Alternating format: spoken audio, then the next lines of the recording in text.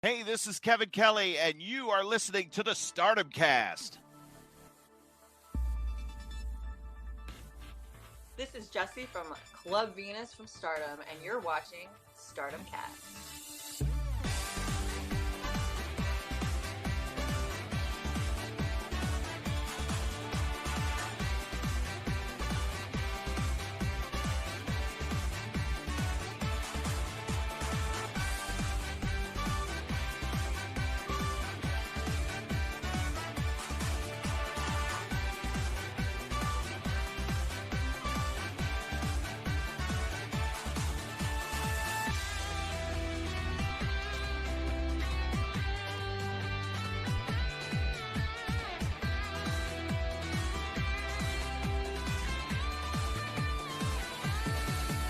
Hello guys and welcome to the Stardom Cast, your weekly audio source of all things World Wonder Ring Stardom. I'm your host, Rob Goodwin, and I am joined as ever by Matt Turner. Matt Turner, you survived Madam Web, sir.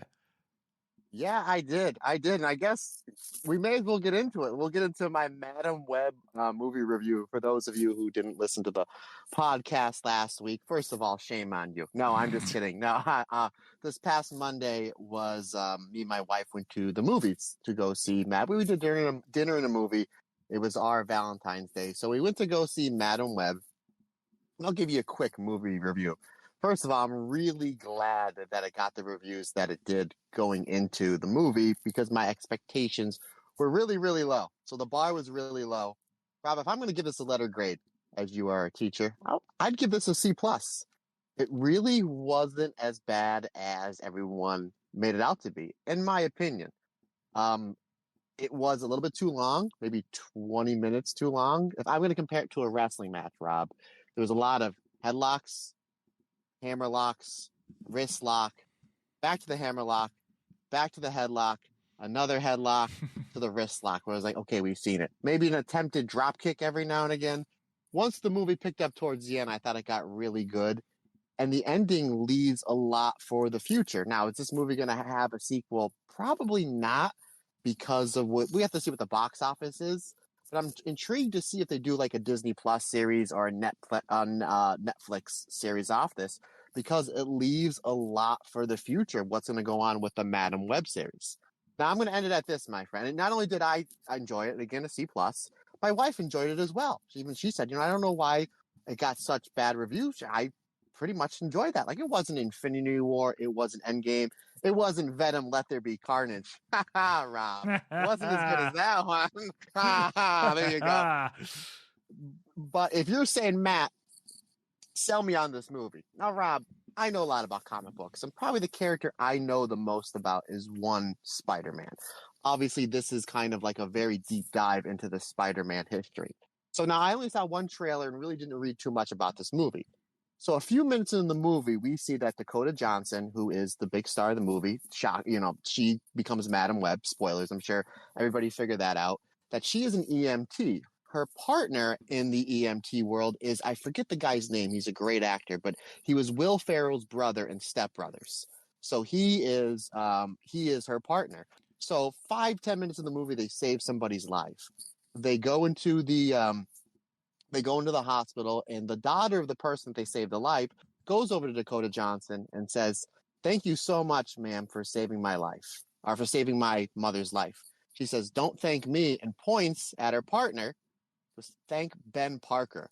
I go, whoa, we're going into the Ben Parker. Now, for those who don't know, Ben Parker becomes Uncle Ben, and he's a very young Ben Parker. I'm like, is this kind of like the B or C plot? Is a Uncle Ben origin story?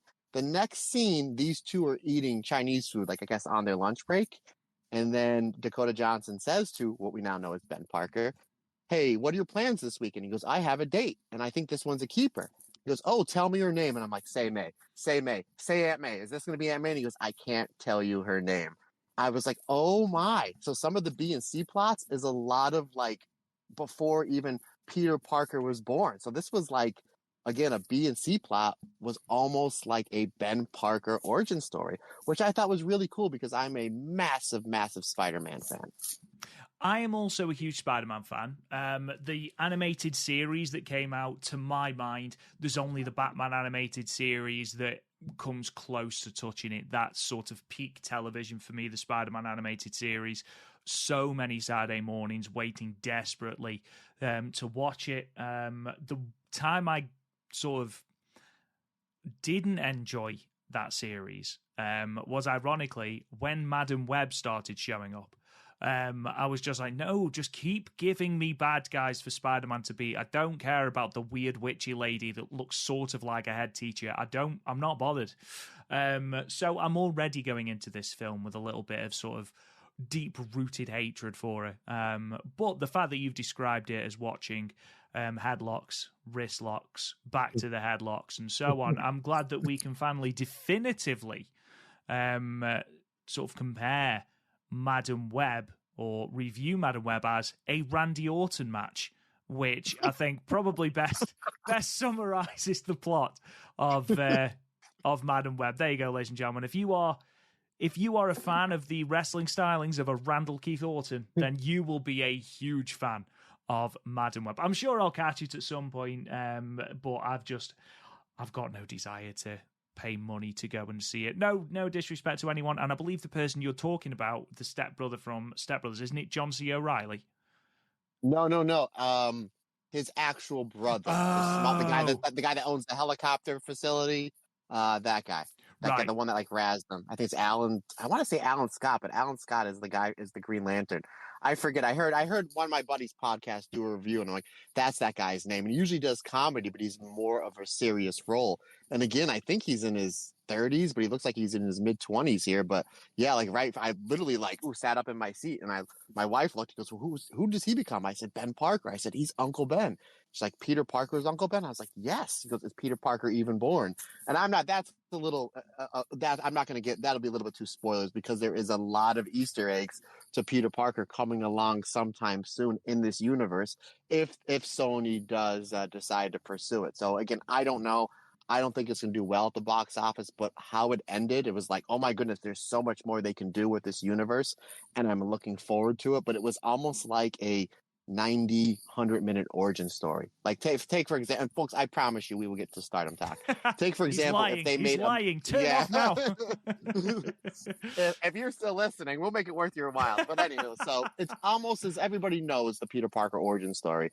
Just think if they did the Peter Parker origin story and he gets bit, the spider bites him 90 minutes into the movie. That's basically how long it was drawn out, and then it really starts to pick up. But yeah, I'm interested to see where they go with it. Do you need to rush out to the theater to go see it? No. Would I wait till it comes to a streaming service, or if you can rent it on a DirecTV for $2 or $3? Sure, because I thought it was that cool. And again, for somebody who's a massive fan of the Spider-Man universe, the fact that they're planting all these little Easter eggs for what's going to happen in the future, and they do say that it takes place in 2003. So I think that's going to web into the Tom Holland Spider-Man universe. See what I did there?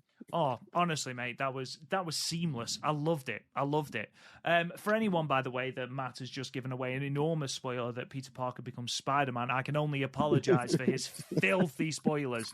No, I'm glad you enjoyed it, man. I know that obviously the film isn't for everyone, but if films were for everyone, the world would be a very boring place. Now, we have actually got quite a considerable amount to talk about today, considering there's only been 2 shows. Stardom did a double header of sorts at Korakuen Hall this week, one on Valentine's Day and one on the 17th. The 17th, of course, being the pay-per-view. They also did a show in Shibuya on the 18th. That, as we record, only just went up on Stardom World. Me and Matt did not have enough time to watch that. So what we'll be doing today is we'll be talking about a little bit of the news, which, to be honest, after the last 2 weeks has been a slower news week, which thank God. And then we'll go through these 2 Korakuen cards and then look ahead to next week, where we've got a couple more cards. And we've also got, of course, as we record tomorrow, Mayu Iwatani versus Mina Shirakawa for the IWGP Women's Championship. But before we get into all of that, Matt, before we delve into the goodness that is Stardom, what on earth is coming up on the Stardom Cast Extra? Stardom Cast Extra, the Patreon, Rob, we're covering pro wrestling. Believe it or not. No. Imagine. Unbelievable. Way to keep that in the pro wrestling Stardom universe. Alternate commentary this past week. Myself and Rob Goodwin did Mayu Iwatani's World of Stardom title defense from her first run back in 2017 against Kagetsu. Also, that will be released this week. Probably by the time you hear this or by the weekend, my roundtable discussion with one Scotty Wrestling. Scott and I discussed who had the better run in the 5-star Grand Prix. Was it Shuri's 2021 or Giulia's 2022? Also, we were going to release, it'll be on your Patreon feeds.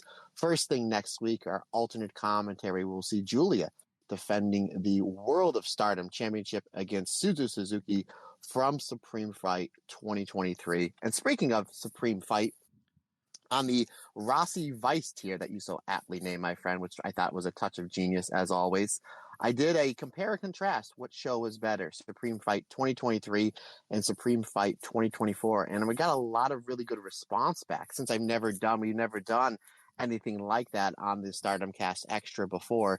And a lot of people really enjoyed that I took two shows and I was able to compare them and what my top 5 matches were and what show I like better and the reason why.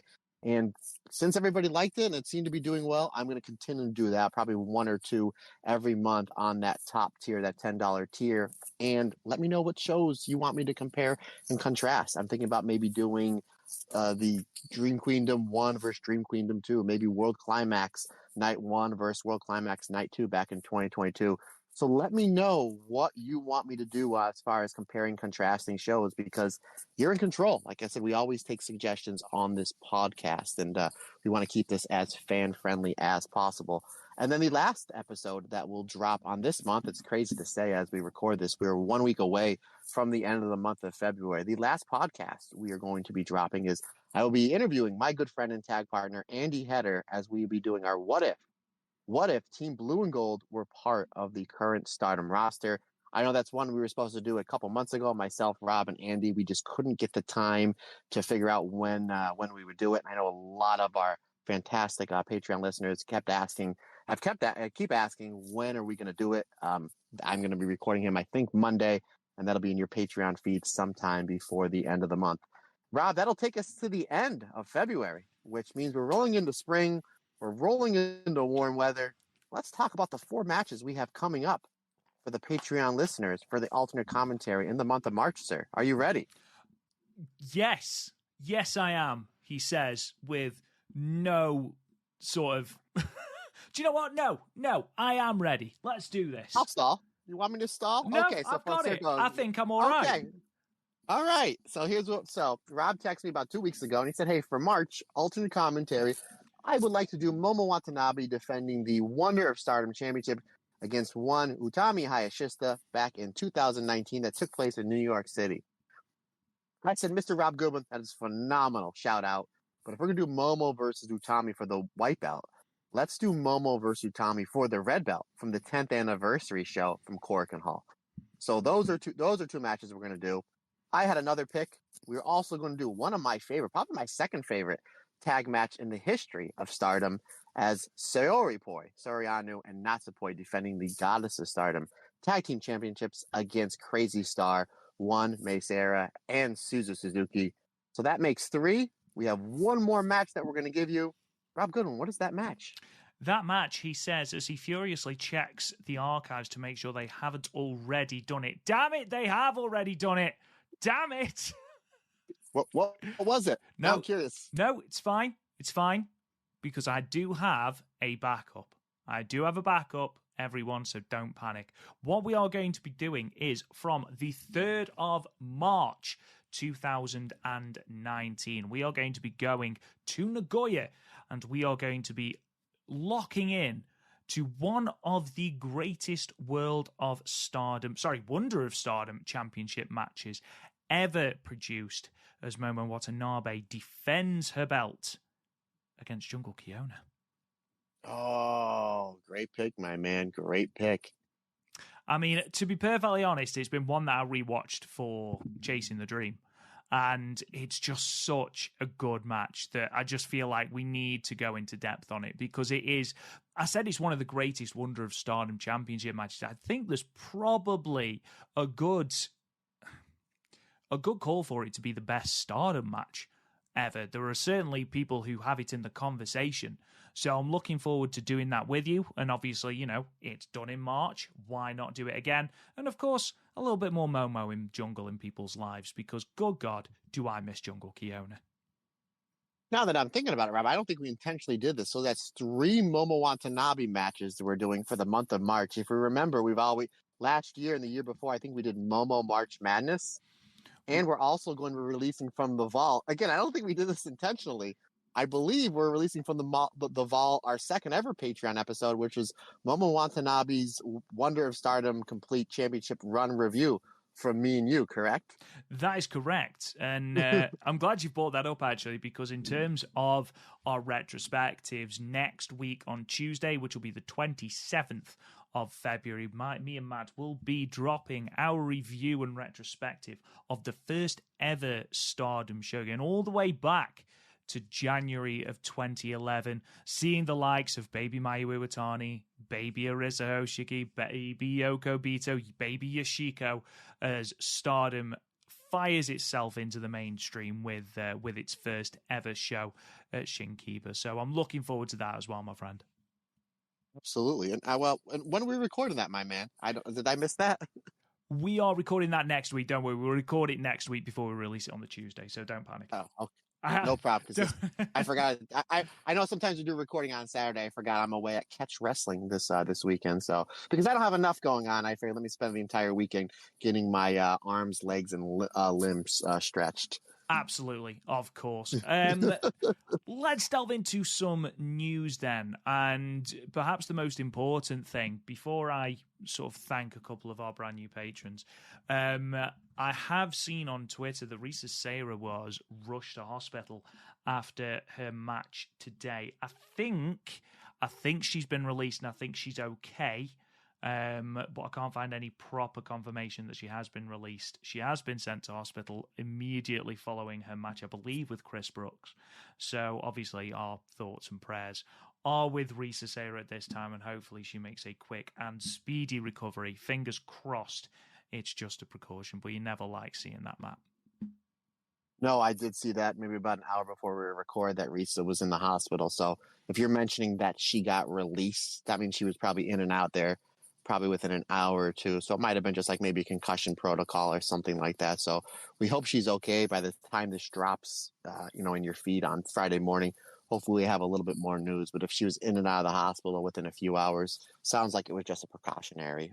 Like I always say, pro wrestling is a very dangerous sport. And you never know what's going to happen, whether it's a dangerous spot or it could be something as simple as, poor Shotzi Blackheart stepped off the apron and blew her knee out. You just never know what's going to happen.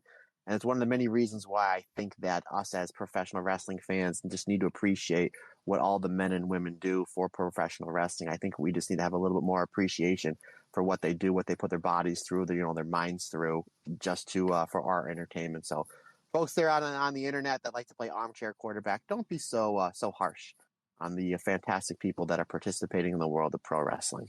I mean, you've only got to look at Natsuko Tora to look at innocuous injuries. I mean, she literally jumped off the apron, didn't even leap. She just dropped off the apron, twisted her knee, and she was out for over a year. So, horrible things do happen in the world of wrestling, unfortunately. And, Shotzi Blackheart, it's never a great time to be injured, but literally in the lead up to WrestleMania, a wrestler's biggest payday, Shotzi getting more of a spotlight recently, the chances are that she would have been on that WrestleMania card. So to miss out on that, I imagine, is absolutely devastating. So, obviously, best wishes go out to Shotzi as well. And just want to have a big shout out to Mark Candlish and Joseph Usher for returning to our Patreon. It's been great to see you.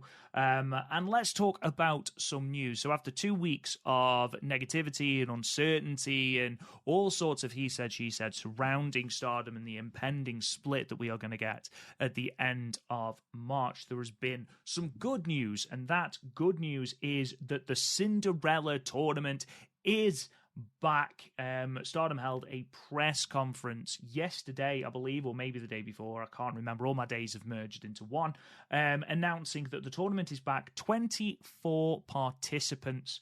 But there's a little bit of a twist. And I must say, Matt, I am down for this twist. So what I'll do is I will list all 24 of the participants, and then we'll sort of go into a couple more things that were announced. So the 24 participants are as follows: Saya Iida, Koguma, Hanan, a returning Momo Kogo, which is great, Yuzuki, Lady C, Miyu Amasaki, Yuna Mizumori, Sayaka Kurora, Rani Yagami, Hanako, Xena, Natsuko Tora, Starlight Kid, Ruaka, Hazuki, Azumi, Meisera, Suzu Suzuki, Mirai, Amisori, Waka Tsukiyama, Saki Kashima, and Mei Sakurai. Now, obviously, yes, we have got a tournament sort of field assessed of, well, anyone that has tried to do a tournament bracket knows that 24 does not go into a tournament bracket, or is not easy to fit into a tournament bracket. So there are some that have been given a bye, basically, and those people are as follows. Mei Seira is already through. She gets a first round bye, as is chosen by Stardom. Hazuki gets a first round bye, again, thanks to Stardom. Azumi gets one, Suzu Suzuki gets one, Mirai gets one off the back of being a double winner, Amisori gets one, Waka Tsukiyama gets one, and Mei Sakurai gets one. Mirai, Amisori, Waka Tsukiyama, and Mei Sakurai all receive buys on the back of being the final four in last year's tournament. Hazuki, Azumi, Meisera, and Suzu Suzuki all have buys because they have been selected by Stardom to receive those buys. So, the 16 wrestlers in your opening tournament round are Saya Iida, Koguma, Hanan, Momokogo, Yuzuki, Lady C, Miyu Amasaki, Yuna Mizumori, Sayaka Kurora, Rani Yagami, Hanako, Xena, Tora, Starlight Kid, Ruaka, and Saki Kashima. Now, for those who are paying attention, let's say, you will notice that there is a hell of a lot of people missing from that bracket. Just to name a few: Mayu Iwatani, Utami Hayashishita, Saya Kamatani, Momo Watanabe, Tam Nakano, Maika, Syuri, Mina Shirakawa, and Giulia are amongst the names to have missed out on the tournament bracket this year.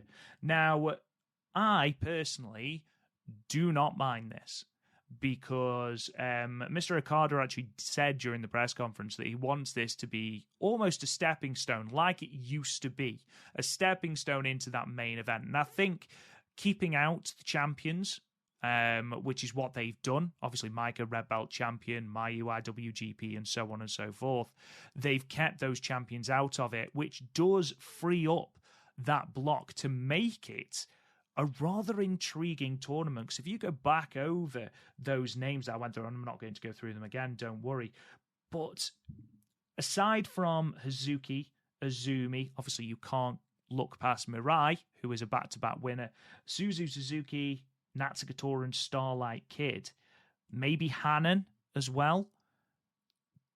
It's a very, very open tournament.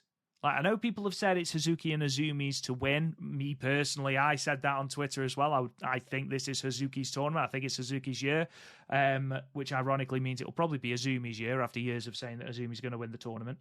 But I could legitimately see it being 5 or 6 different competitors. And A, that makes for a thoroughly compelling tournament.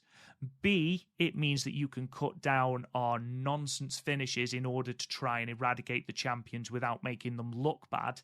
And C, it's a fresh approach. I like the fact that we're not over-congesting the Cinderella tournament. Yes, it's still not the one-night tournament we had for so many years.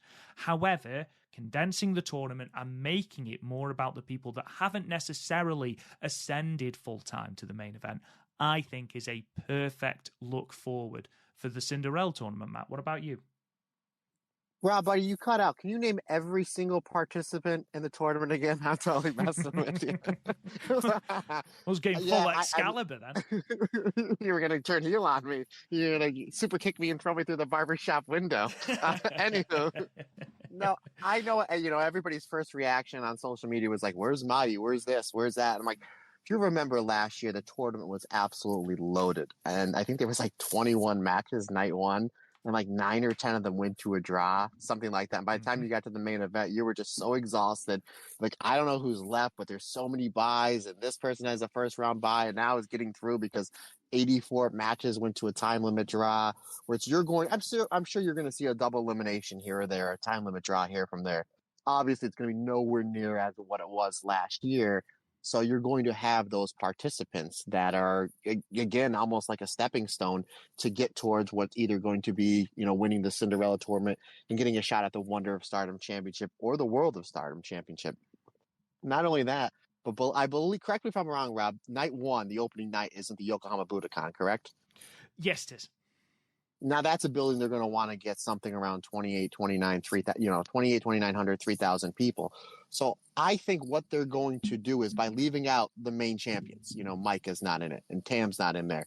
And I know she's not a champion, but I'm going to get to my point in a minute. Aphrodite's not in there. Mayu, the IWGP women's champion, she's not in there. So I think you'll do your first round.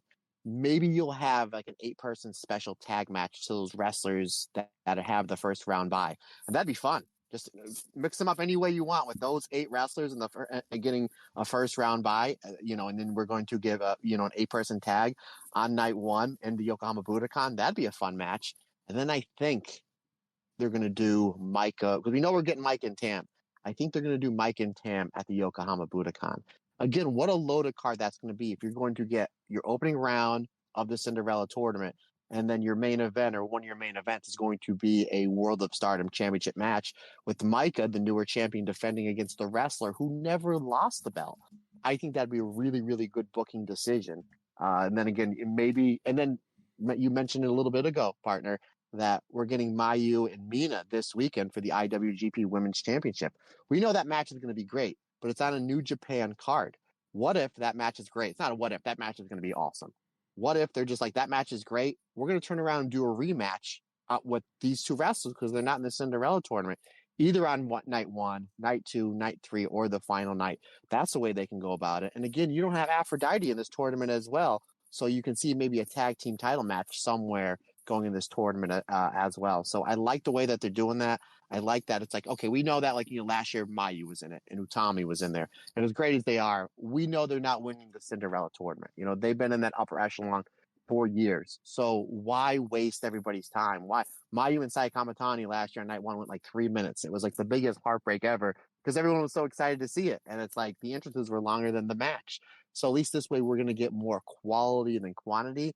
And I like that they're doing that. And again, I think they're going to be sprinkling some title matches or some big, important title match implications. So that twice. Big, important title match implications in these shows to go with the Cinderella Tournament. And if that's what they're going to do, I'm all for it. And I think it's really smart booking from the new booking committee over here at Stardom. Yeah, absolutely. They're going to want to really sell out that Yokohama Budokan show, especially as the last time they ran that venue, which was the New Year's Stars show, the Triangle Derby. They only drew 960 people, which they will want to top. They will want to get back into those 1,000 sort of figures, especially as they actually outdrew that Yokohama Budokan show with the Korakuen that we're going to be talking about today. In terms of the dates for the Cinderella, March 9th is the opening night, which is 2 weeks on Saturday. We get our first night of the Cinderella Tournament. We've then got March 10th, which is Korakuen Hall.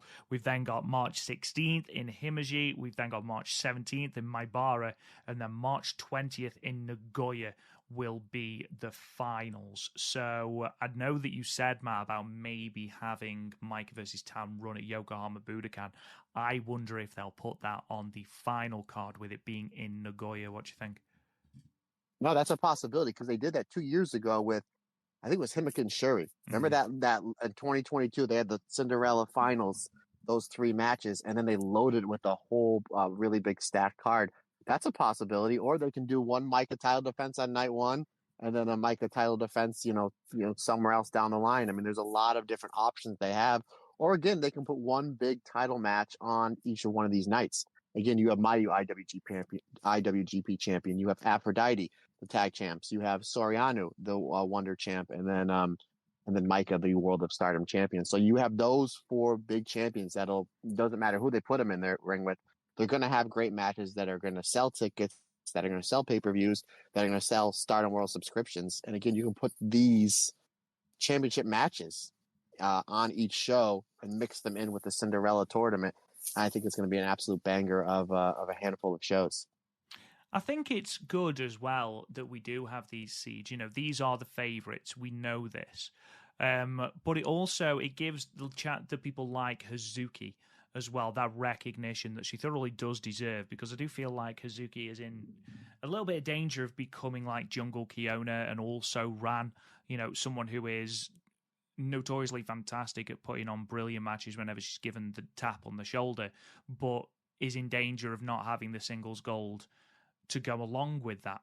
And having sort of the nod from Stardom to say, no, you are one of the higher seeded wrestlers in this. I think that's a really, really good thing to have, a real confidence boost as well, especially as after her FWC match with Giulia and Suzuki. She actually came out and said she wants that white belt. She's coming for that white belt, and what better way than to win the Cinderella? The story's there. It's Hazuki's year. But that aside, I know that obviously, Matt, once the brackets are released, we're still awaiting brackets and first round matchups and the like. We will release a full bracketology episode as we do every year, giving our picks for every match and so on and so forth. But Matt, early on, you know, without delving into too much detail, and I know that the way we do things, it tends to change on an hourly basis. Who are you looking at in terms of winners of the 2024 Stardom Cinderella Tournament? Is Mirai going to make it a three-peat? I don't think she will. I think Mirai should make it to the Final Four, which will more than likely, I hope they do the Final Four on the pay-per-view, which is what they've been doing since they went to this style bracket since, I believe, 2021, correct, partners? Is when they've done like this style bracket. Year, yeah. I hope she makes the Final Four, because then that's something I'm going to be like, oh, is she going to be the first person to not only three-peat, but to win 3 Cinderella tournaments? Right now, it's only her and Mayu that have won multiple Cinderella tournaments. They both won 2. Now, you know, before I give you my answer, you know that about an hour after we record this, that Stardom's going to release the brackets, 100%. They're probably releasing it now. No, because we're still on the air, and someone would text me, and I would be like, hold on, Rob, we're going to interrupt the Saya Iida shoot headbutt match to give our brackets. But my early pick, and I know me and you talked a little bit off air, and we talked a little bit on Twitter. My early pick is the same one as you. Not unless you change yours, but I may be betting with my heart here than my head, but I'm going to say it's Suzuki. I just think it's her year. I think it's the best shot for her. I picked her last year. Of course, her and Azumi were eliminated, double elimination in the first round. But I have Hazuki, and I asked my wife, I said, a lot of people are asking they want your pick. And she said, well, from what you told me, Saya Iida had a heck of a match, maybe the MVP of the pay-per-view that we're going to talk about at the end of the show. She's like, I think they should give it to Saya Iida, which a lot of people were very happy that my wife went with the Saya Iida route. Obviously, we're huge fans of both Saya Iida and Hazuki on this show. But again, it's not my official pick, Rob. Obviously, we'll do that when we do our bracketology, which hopefully you don't have another heart attack. For those listeners, if you remember last year, poor Rob, I can feel him sweating through the microphone. He was up in a little tiffy. But my unofficial pick right now is Suzuki. How about you? Ideally, you know, ordinarily when I think with my heart, it is just an emotional reflex. However, this year it makes most sense. You've got rid of all the champions. You're putting a focus on the challengers. And I think Hazuki is the perfect person. I think she deserves it. I think to complete, forget Cody Rhodes, Hazuki needs to finish the story. And hopefully that's the route they're going. I could see Saya Iida going the entire way. And after this weekend, never mind the star of the pay-per-view, I thought she was one of the stars of the entire 2 shows that we watched, because she was phenomenal in the elimination match as well. I would be more than happy to see Saya Iida in the mix as well. Personally, I completely agree with you, Matt. I think Mirai makes it through to the semi-finals.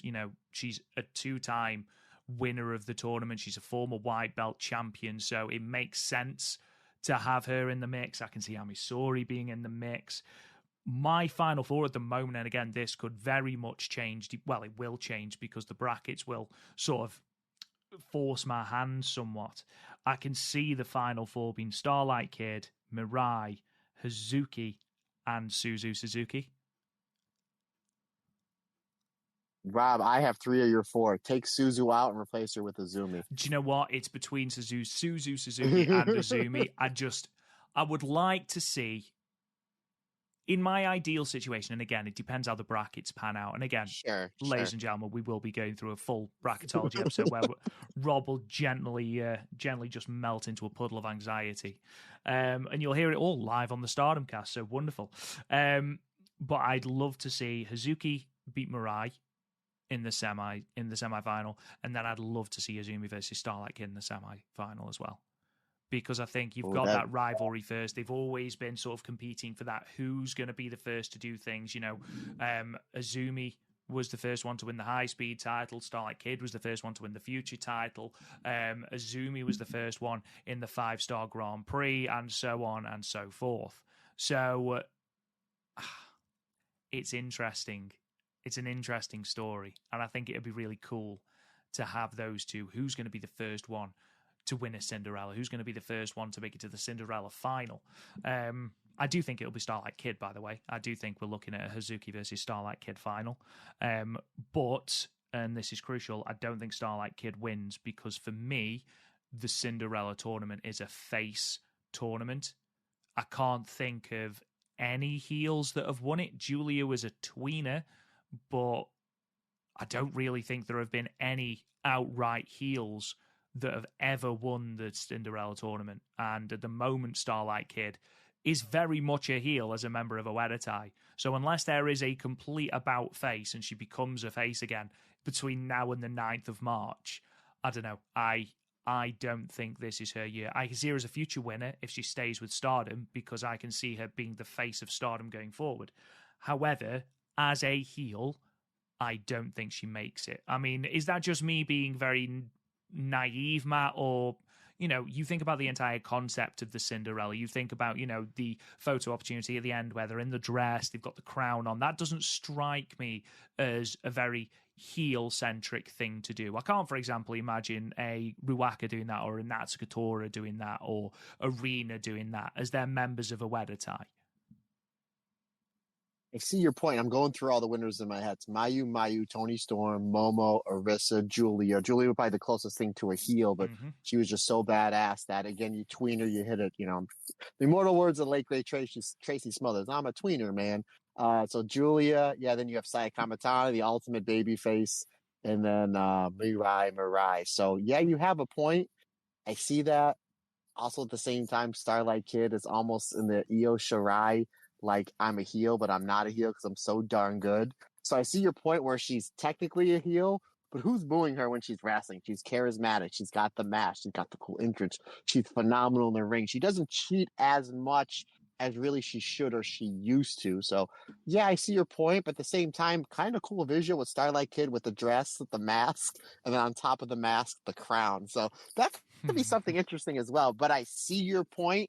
I don't agree or don't disagree, but we'll see how it shakes out. But considering the fact Starlight Kid just got a Wonder of Stardom championship match, do they usually when they build you up and break you down, they usually wait a longer time to build you up. But maybe this is just something like, okay, we're going to build her up a little faster because maybe they want Starlight Kid to walk out of the big show at the end of April at All-Star Grand Queendom as the Wonder of Stardom champion. And again, keep in mind, Soriano is, again, from what we understand, a freelancer with the Wonder of Stardom championship. And considering the fact that she's got a great relationship with Rasi Ogawa, you know, they have to figure out soon, if they haven't already, what they're going to do with that Wonder of Stardom championship, because the last thing they want is for that belt to show up on Rossi's show. So the possibility maybe Starlight Kid wins it and then they just quickly put the belt on her and she'll be a great champion. And I think you made mention on this podcast last week, my friend, that we see, you know, me and you both see Starlight Kid with that Wonder of Stardom championship around her waist probably within the next 12 to 18 months. And maybe this is the time for it now. Maybe the way that things are lining up, this is the way to go about it. But there's a lot of different possible winners. Starlight Kid wins it. No problem. We get it. Azumi, That'd be great. Obviously, we're betting with Hazuki. If Saya Iida wins, I think our minds will explode. Just because, like, Starlight Kid Azumi and Azumi have been in the main event scenes for so long, and we just see how hard Saya Iida has been working and continues to work. We're just like, come on, just do it. Just do it. I think that our heads would explode like a 4-year-old boy, waking up and getting a Nintendo Entertainment System on Christmas morning that a Saya Iida wins this tournament. There's a lot of ways they can go about it. I'm super excited for it, and I'm super excited for our bracketology. Now, Rob, I have to ask the question. When we've been doing this, our brackets, our significant others have also entered in their brackets. I know my wife will be entering hers. Will Kirsty be entering her bracketology? What, the chance to beat me at something with having no prior knowledge on it so she can rub it in my face at really random moments? Yes, I imagine she probably will be, Matt, yes. One thing that I cannot believe that we have overlooked, or one person, should I say, that I cannot believe we've overlooked. We've spent all this time going through our different sort of routes and different people that we think might make the final and future winners and things, and not one of us has mentioned who I think is a nailed-on victor in the next couple of years if she stays. Ooh. Hannah. Yeah.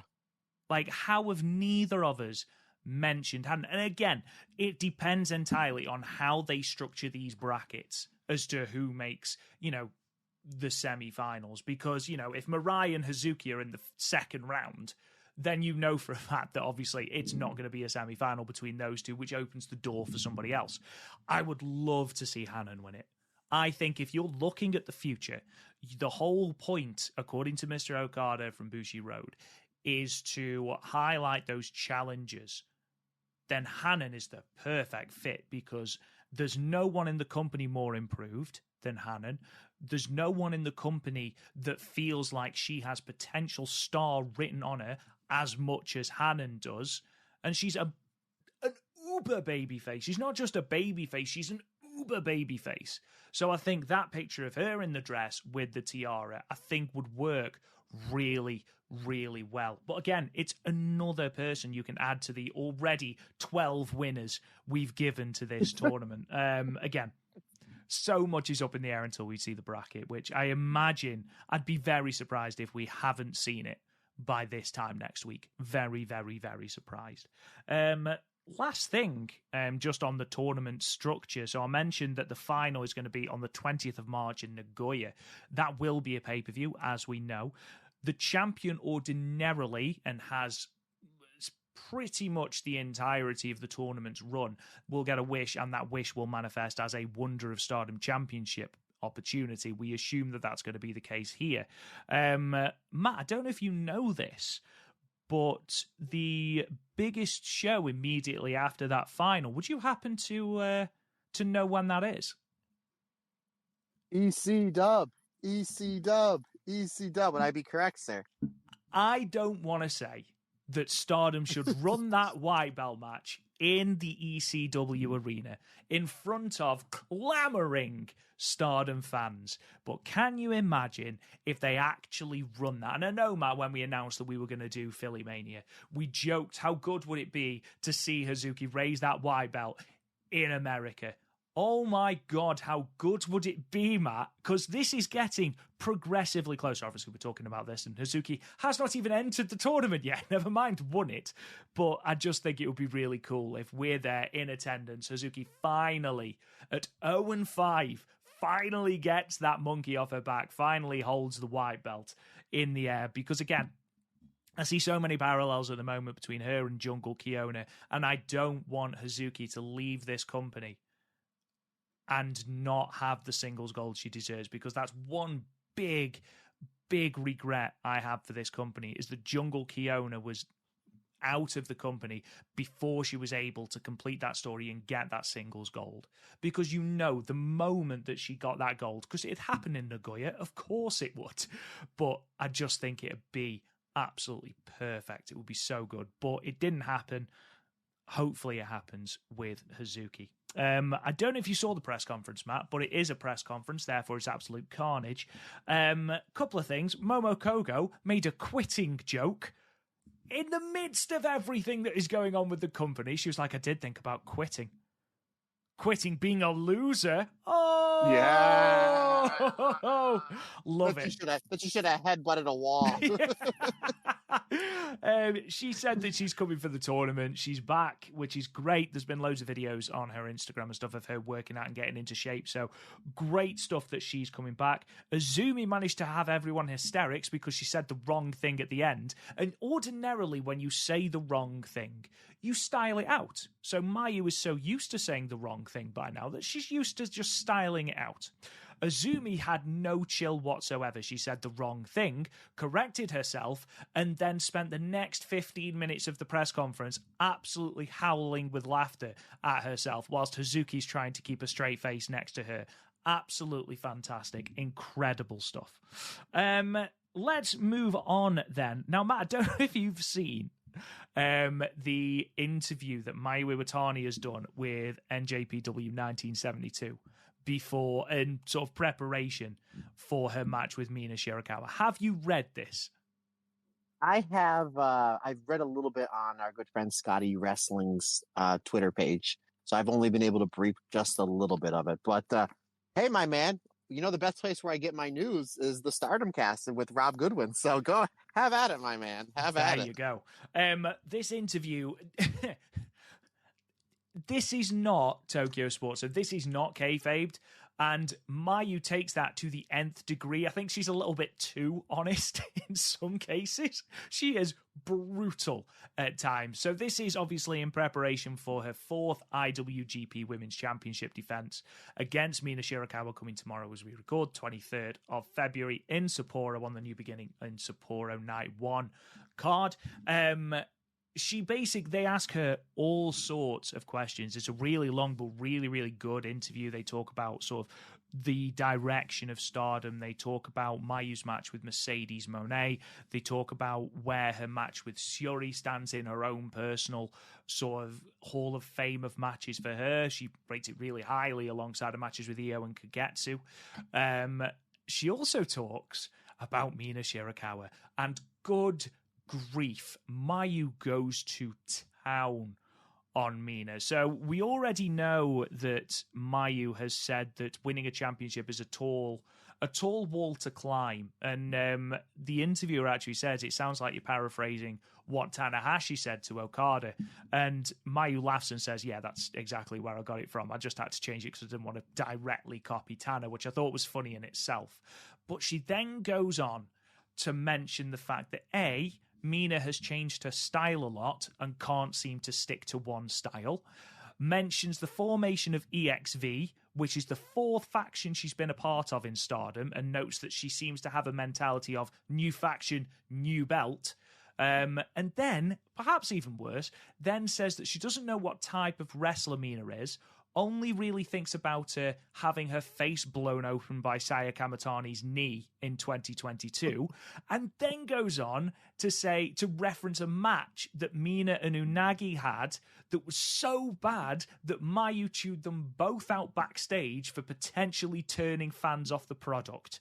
She has no chill during this interview. And before they get into Mina and all this, they ask her about the IWGP Women's Championship, where Mayu basically outright says, I didn't see the point in it. I wanted to win it because I wanted to be the first. The fact that Kairi won it, I was full of jealousy. But once I'd won it, I didn't really see the point, because they then did the New Japan Strong Women's Championship, which is effectively the same belt. That was defended all the time. I didn't get to defend mine. She is so salty about the past of the IWGP Women's Championship. And the fact that she is so openly honest is really quite refreshing. Again, there's no kayfabe, and I know that the chances are she is saying this primarily just to build a little bit of heat with Mina. But even so, it's a cracking interview. They talk about all sorts that I do actively encourage you to go and check out on NJPW 1972. But honestly, Matt, you need to read it. The way she buries Mina is so harsh. Yeah, then I think she'll put her over. Not put her, I think, obviously, I'll give my early prediction. We'll probably talk about it later on the show. I think Mayu is going to win, but I think she's going to put her over in the match, meaning she's going to give Mina probably more than 50% of the match, and she may shake her hand afterwards. Again, and if it's a phenomenal match, there might be a good chance that they run it back sometime during the Cinderella tournament as a rematch for a proper Stardom, Stardom only show. But yeah, it seems like Mayu just doesn't have that filter in your head that, when you hear something or your question gets asked, you're like, this is the answer I have, but let me filter it out a little bit to kind of be a little bit more, nicer. It does seem like she's trying to build up this match. And I know of the match you're talking about with Mina and Unagi that was not good, considering the fact that how great Mina and Unagi are in 2024 compared to what they were in that match. Just goes to show how hard the two of them have worked at their craft to get better.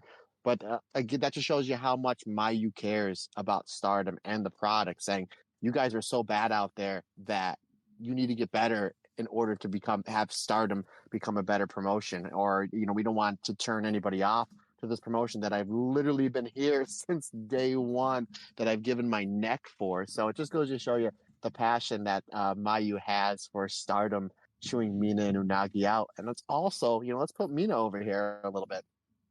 Also goes to show you how far she's come, to the point where she got chewed out a handful of years ago from the icon of Stardom. Now she's on a New Japan proper show, challenging the icon of Stardom, one of the greatest, if not the greatest, women's wrestler of all time for the IWGP Women's Championship. So, yeah, it's a well-timed interview. Again, we're as this episode drops, we're mere hours away from that match, and I'm super excited for it. But it's always nice to have Mayu in an interview because you're always going to get a no BS answer. Which is fantastic. I do love. One way to interpret this interview is the fact that Mina has gotten under Mayu's skin, which is, when you consider the animosity that Mayu had towards Mina when Mina was brought into Stars way back in 2020. The fact that Tam hadn't asked permission to bring this person into Stars, but did it anyway, and this was ultimately the genesis that led to the Stars and Cosmic Angels split. There's a lot of deep-seated resentment, I imagine, from Mayu towards Mina, and it wouldn't surprise me if Mina, who has gotten a lot of victories over Stars in the run-up to this show, it wouldn't surprise me if Mina has just pushed Mayu's buttons, and that's a reason for this interview. Of course, Mina won the elimination match we're going to talk about in a moment by beating Mayu, by pinning Mayu clean. Whether that translates to a victory in Sapporo, we'll find out, obviously, but either way, this adds a wonderful little nugget of heat to this. Also on this interview, Mayu puts over Mercedes Moné huge. Says that she is one of the biggest stars she's ever faced, is a real pro's pro. Really goes to town and talking about how it was one of the biggest moments of her career. She was really, really grateful to Mercedes, and that she was a little bit starstruck by Mercedes as well. So again, if you haven't had chance to read it, and I don't know, you need something to read whilst on the toilet, this is great toilet reading. It definitely is. And it's definitely where I read the interview. But those little bits about EXV, I love that little bit about EXV, the fact that she's in her fourth faction since starting Stardom, the fact that she can't decide on a style. I just thought it's like basically character assassination from Mayu. But I do like that, and I think it's probably going to play into a little bit of complacency from Mayu in the early goings of the Sapporo match. It really would not surprise me, because we see this quite a lot when Mayu underestimates someone. She becomes complacent, then really struggles to scrabble back the momentum. Again, is Mina going to dethrone Mayu?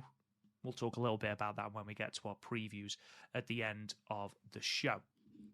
Final thing I just want to talk about in the news, Mr. Well, technically there's two things actually I want to talk about in the news, but the first one is that there was some more Stardom representation on a New Japan card, and that was on the same day as the Korakuen Hall pay-per-view, the 17th of February, where the Younger Wedatai team of Starlight Kid and Ruaka pulled double duty, won in the opening tag, before hustling themselves over to the Fantastica Mania tour, where they took on Lavia and La Jarochita of Las Chicas Indomables. Yeah. In a tag match, ultimately in a losing effort. But Matt, what did you think about this? We've both seen the match now, obviously, and I will just say there are some fantastic matches on this fantastic Mania card, some really cool stuff. I'm not au fait or familiar with CMLL at all, but there is some incredible wrestlers. I'm sure that's not a hot take for anyone. How did you think Starlight Kid and Ruaka did against the Mexican talent? I thought they were very good. I thought Starlight Kid was clearly the star of the match. Lucha Libre, not unless it's like the top talent Lucha Libre, it's really not my bag of tea. It's really kind of not my style. And again, it's just maybe I just don't understand it. You know, they work on the right. It doesn't seem like they really lock in their holds. Some of their strikes, again, not all of them. Some of their strikes just really aren't that hard hitting, where I more like the harder hitting style, like the headlocks where you can't see any daylight, any wrist locks where you can't see any daylight, where it really looks like it's a struggle. So Lucha Libre, again, I think the athletes that can do the Lucha style, it just blows me away. I mean, I can barely, stand up straight. So I knew that going in. So I thought the other competitors that wrestled against the young Oedo team, I thought they were very, very good. I thought Ruaka really stood out because she was completely different. She didn't do the high flying style. She's very much a mat based wrestler, with the shoulder tackles and the lariats and the submission holds. So I thought her offense stood out very well against the other three competitors in this one. But the two ladies from CMLL, I thought were very good. But a Starlight Kid, I don't think anybody would disagree with me. It was clearly the star of that match, literally to the point where she was being cheered on towards the end of the match, which, again, we talked about Starlight Kid as the heel winning the Cinderella Tournament. Is she or isn't she? Because of just the big pop that she got as this match was building towards the finish. I thought all in all it was a solid match against Starlight Kid. In my opinion, clearly the star of the match, and I actually had it at 3.5 stars.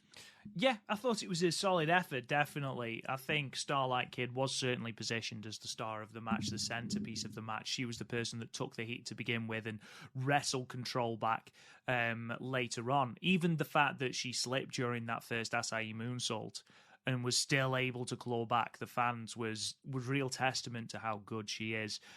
She came out with those Mexican ponchos were really, really cool. That were signed by, I think they were signed by CMLL, I think Walker and Chris said. But they came out with El Desperado, which I thought was quite cool because I know that her and Despy were teaming at wrestling at Historic Crossover. And then they just randomly shouted, Viva la Mexico.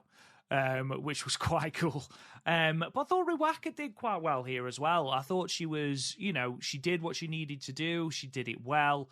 She didn't blow anyone away, certainly, but I thought she made the most of her opportunity in New Japan. I'd like to see a little bit more integration of Stardom wrestlers onto New Japan cards like this, onto Road 2 shows, and onto maybe, it doesn't even have to be bigger cards like Dominion or King of Pro Wrestling or even Wrestle Kingdom, but you can certainly fit them on New Japan Korakuen Hall show cards, or even like, B pay-per-views, Power Struggle, for example.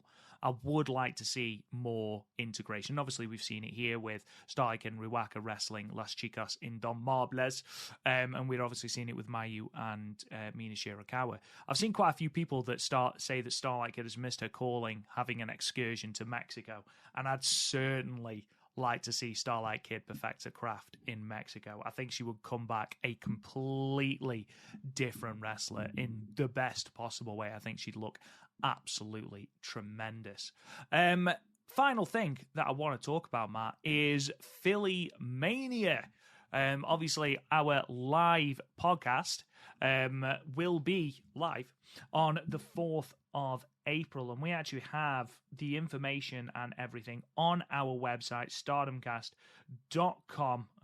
We are going to be at Jack's Steaks Tap Room in Philly, 242 Wharton Street, Philadelphia. 7 p.m. we are going to be there. It's a 5-minute walk from the ECW arena or the 2300 arena, whatever you want to call it. We will be there courtesy of Funk Brewing, completely free. We're not going to charge anything at all for you to come and see us. We just want to see your lovely faces, throwing questions our way, and generally sort of getting involved in the podcast. We're also going to be launching our brand new Stardom Cast beer. That's going to be on tap in the bar as well. So let's all go and get wasted responsibly on the new Stardom Cast beer, Matt Turner.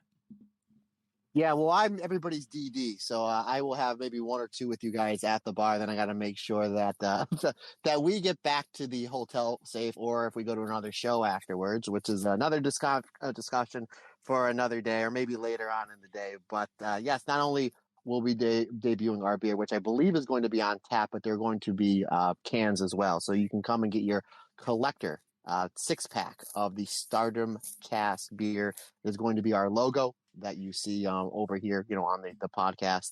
And I put the logo up on the beer labels, all done by my friends over at Funk Brewing. They have that's all done and up on all of our social media. So if you want to gander at what the label looks like, just go on to our social medias or shoot me an email. I'll be more than happy to share what the beer label looks like.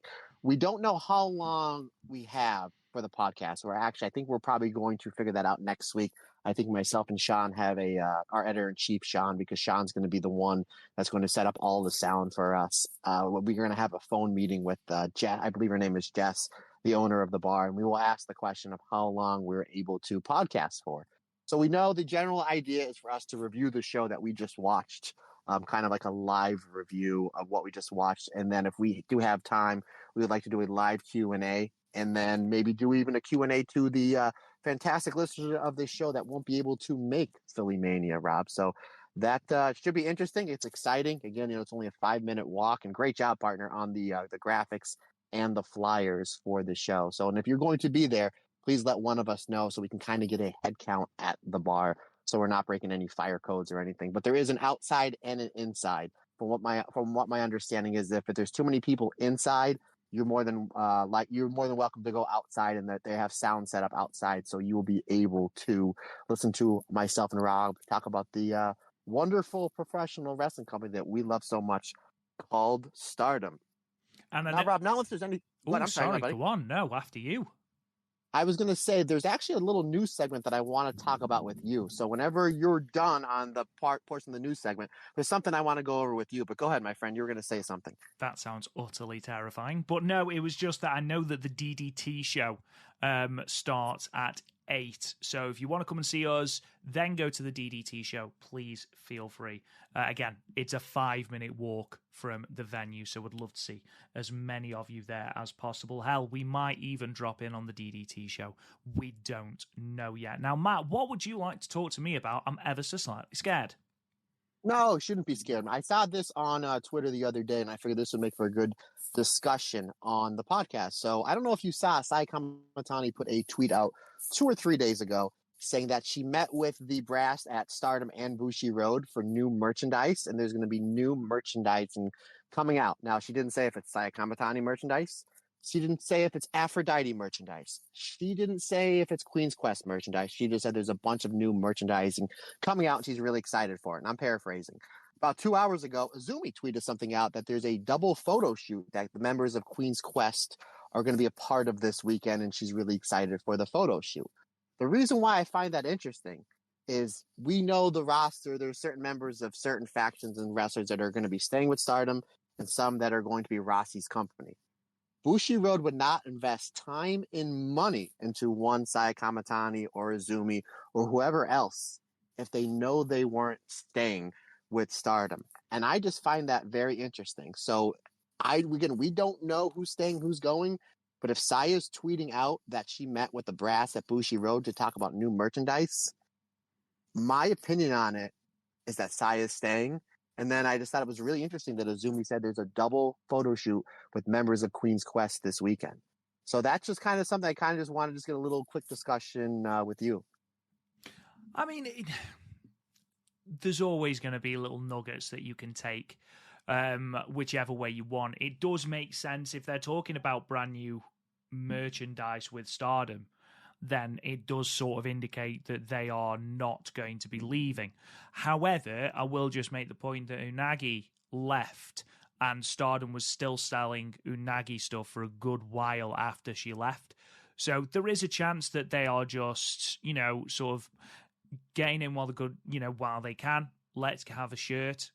And then once they've left, Stardom will still sell it. I don't know. Honestly, I'd love to have answers in regards to what on earth is going on and who's going to stay and whatever. it seems like a very, very strange game of cat and mouse. But look, if we get new merchandise out of it, great. Just make it more readily available to the American audience and British audience. That is my dream, Matt Turner, just to actually own some that doesn't take God knows how long to come and cost God knows how much to send. That is my dream. And I don't think that is too much of a dream to ask, Matt. No, and by all means, folks, let's get those Queen Quest hoodies that's got every member's their name on the back that you can't get anywhere. From what I understand, they sold out and sold out fast. There's a lot of people over here in the States that want those hoodies. And you know who's one of them? Matt Turner, me. So let's get on that. Let's re-up that so I can drop some ridiculous amount of money for the hoodie and the $40 to ship it from Japan to the States. But I don't care. I want one of those hoodies. I imagine that if they bring them over for Philly Mania, it's going to be a whole host of people buying them, and I imagine they will sell out super, super quick. Let's kick into our reviews for this week then. As I said, Stardom had something of a double header over the week at Korakuen Hall on the 14th and the 17th. We'll start with night one, which was on Valentine's Day, 14th of February 2024. Stardom in Korakuen, 24 February night one, Korakuen Hall, 690 people in attendance. Your results are as follows. Singles match, Mirai defeats Rana Yagami with the Scorpion Deathlock in 8 minutes and 36 seconds. Another singles match, Yuna Mizumori defeats Mei Sakurai with the Tropicana in 5 minutes and 56 seconds. In another singles match, Utami Hayashishita defeats her Queen's Quest stablemate Lady C with the German suplex in 9 minutes and 14 seconds. Six-person tag, Ueda tag team of Fukigen Death, Rina and Ruaka defeated the Queen's Quest team of Saya Kamatani, Azumi and Miyu Amasaki. Rina pinning Miyu with the diving double knee drop in 12 minutes and 23 seconds. Six-person tag, God's Eye, Syuri Saki Kashima and Ami Suri defeated the Cosmic Angels team of Tam Nakano, Sayaka Kurora and Sayori Anu, with Syuri submitting Sayaka Kurora in with a sleeper hold in 12 minutes and 45 seconds. Easily the match of the show for me, the 10-person elimination tag match, EXV, Maika, Mina, Shirakawa, Waka, Tsukiyama, Hanako, and Xena defeating the Stars team of Mayu Iwatani, Hazuki, Hanan, Yuzuki, and Saya Iida. Mina Shirakawa last eliminating Mayu Iwatani with the figure four driver Mina. Both Maika and Mina will have standing at the end in 21 minutes and 38 seconds. And then in your main event, six-person tag, Meisei, Suzu Suzuki, and Giulia defeated the Ueda tag team of Natsuko Tora, Momo Watanabe, and Starlight Kid. Giulia pinning Tora with the Northern Lights bomb in 14 minutes and 54 seconds. Matt, I know that we are going to be talking a lot about that elimination tag match because it was fantastic. But before we do, what else around this show would you like to talk about? I really liked Utami and Lady C. I like this kind of interfaction warfare of like you have like your top. Obviously, Utami is the leader of Queen's Quest, but I'd like it if we would see more of this. Like, hey, I want to get my faction to get better. Iron sharpens iron.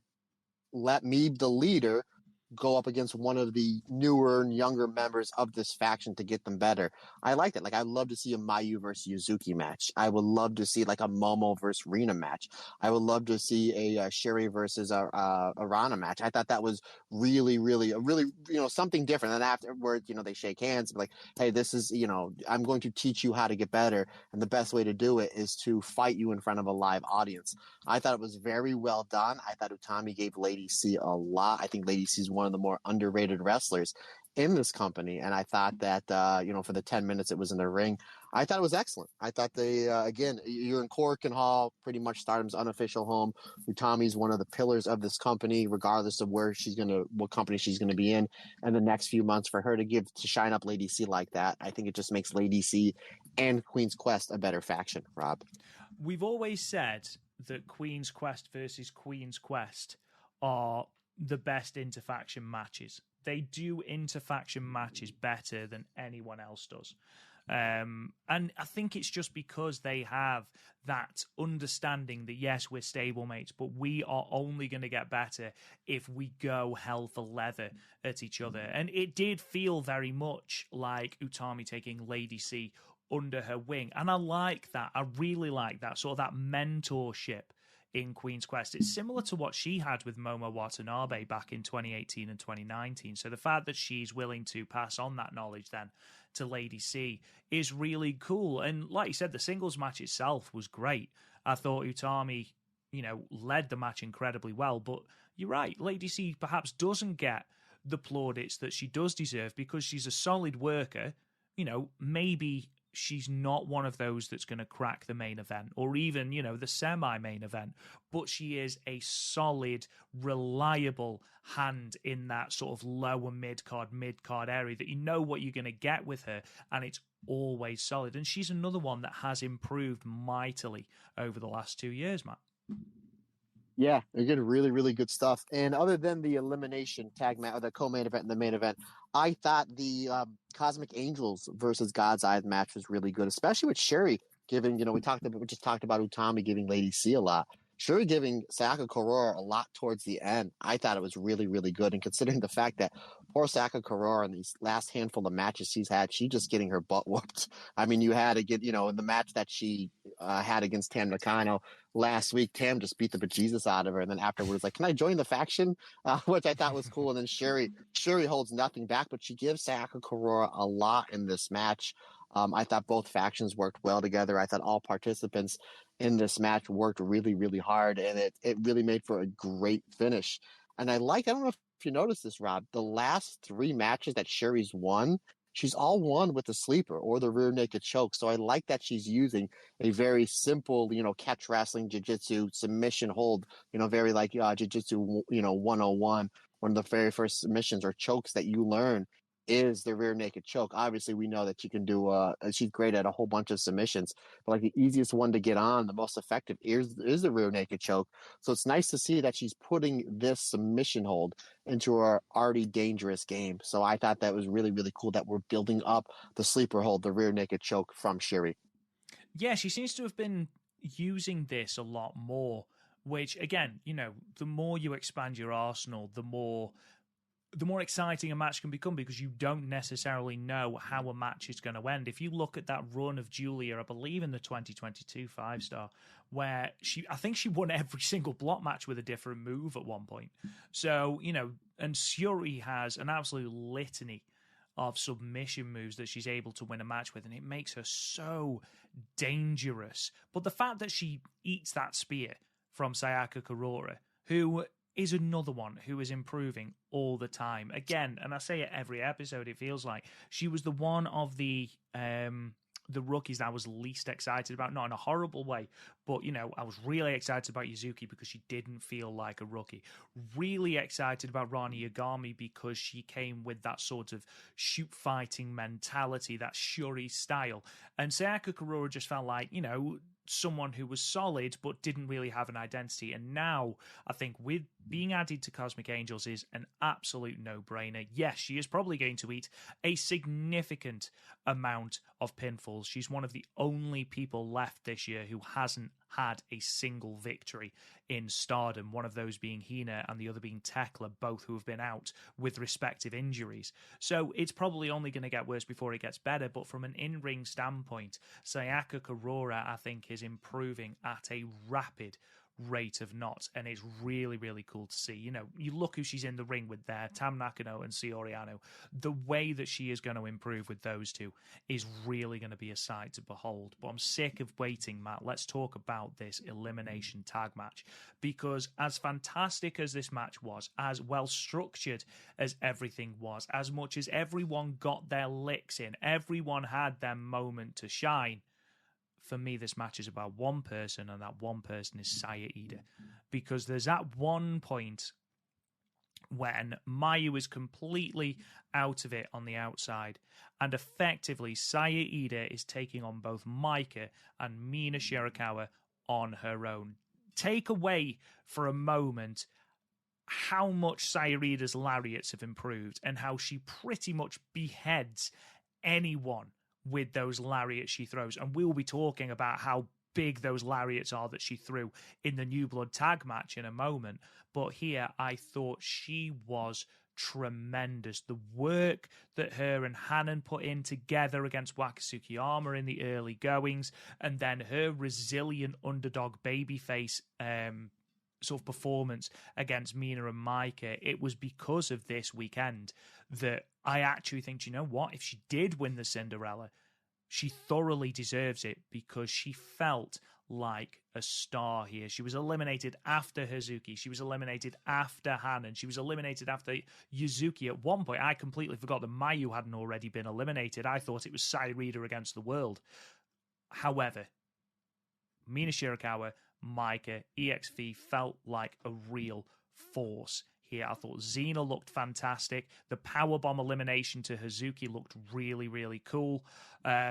Overall, I thought every single woman, with perhaps, and this is no disrespect, with perhaps Waka Tsukiyama, who was eliminated first, didn't really get a significant amount of time to get her move set in. I thought everybody, apart from that, had their chance and took it with both hands. This match was fantastically entertaining. Not quite my match of the weekend, and I call it a weekend, I know it was a Wednesday, but you know what I mean, sort of the double header.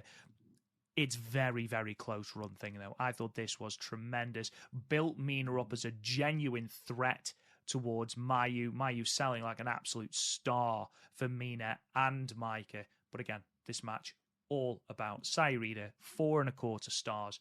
Absolutely loved it, Matt. Wow, I'm going to go right off the first thing. You liked it more than I did. I loved it. I had it 4 stars. So it's very rare that you have a star rating higher than me, but I completely understand and agree with that. Obviously, you made a lot of really good points. Let's put over Waka a little bit, right? Really good feed and sell for that lariat, was it not? Holy shit. She, honestly, I don't know who took the lariats better, Chanyota or Waka Tsukiyama, but both sold them like they'd been hit by respective boats. Honestly, Saya Iida is getting so good, and I'm so happy that she's getting the recognition that we have been championing for so long on this podcast. Yeah, you tied, Hazuki, her and Mike had a really good stretch there. Now we kind of have an idea. Well, I think we would know. If I asked you a month ago, hey, what would a Maika versus Hazuki World of Stardom Championship match be? You'd be like, awesome, and make money, Matt. What's wrong with you? But we got them going back and forth with a really hot Korakuen crowd, and then you just see Hazuki just getting tossed over the top rope. And Micah did a very great job making it look badass, but also being very safe with it as well. So when you can have there's a reason why she's the World of Stardom champion. There's a reason why she's been a main eventer for the last 2 years. Her stuff looks awesome, but she's being safe with it. And that power bomb thing, that was a really, really cool elimination. It's something you just didn't see coming out of nowhere. You just see Micah pick her up. You thought, she's going to go for a power bomb, or as she's getting towards the rope, we've seen the spot 1,000 times. That Hazuki's going to do a Rana, and maybe both of them are going to eliminate each other because this match is really built to build up the Mina versus Mayu championship match. And pretty much every time you get in these elimination matches, there's only one sole survivor. So this is the rare time that there was 2, which I really liked because EXV is kind of the shiny new toy for Stardom. You have Mina as the number 1 contender versus Mayu, and you have Maika, your new World of Stardom champion. So I like that fact that they kind of went away from their original formula of just having one sole survivor. And again, it makes sense. But yeah, Saya Iida here, you made her. When they're putting this match together, and if you didn't see this match and just kind of read the result, you're like, okay, this match was to just really put Mina over really strong going into her championship challenge against Mayu, because the last 2 eliminations is Saya Iida tapping out to the figure 4, and then Mina pinning Mayu with the figure 4 driver. So it's like Mina gets the last 2 eliminations, but Saya Iida just absolutely looked like a star in this match. Like, we know what Mayu is. We know what Hazuki is. We know what Hanan is and going to be. We know what Maika and Mina are. Xena's fantastic. I really liked her work last year in Club Venus. We just didn't get to see enough of it. Where here, she's just, the little bit that we've seen of her since she's been back, she's been nothing but aces and fits perfectly in her role in EXV. I thought she was great. Hanako was great. And, the finish kind of caught me off surprise. Again, if I just read the results of this, that Mina and Maika were the final 2, the final 2 people, that I would have been like, okay, well, Mayu got eliminated over the top rope. You know this route probably better than anybody. Mayu, outside of the 5-star Grand Prix matches, Mayu does not eat a lot of clean pinfalls in Korakuen Hall. I mean, we would really have to dive deep into the Wayback Machine to find out when Mayu ate a clean pinfall, non-5-star. Obviously, the 5-star, they can't protect everybody. Not every match can be a time limit draw.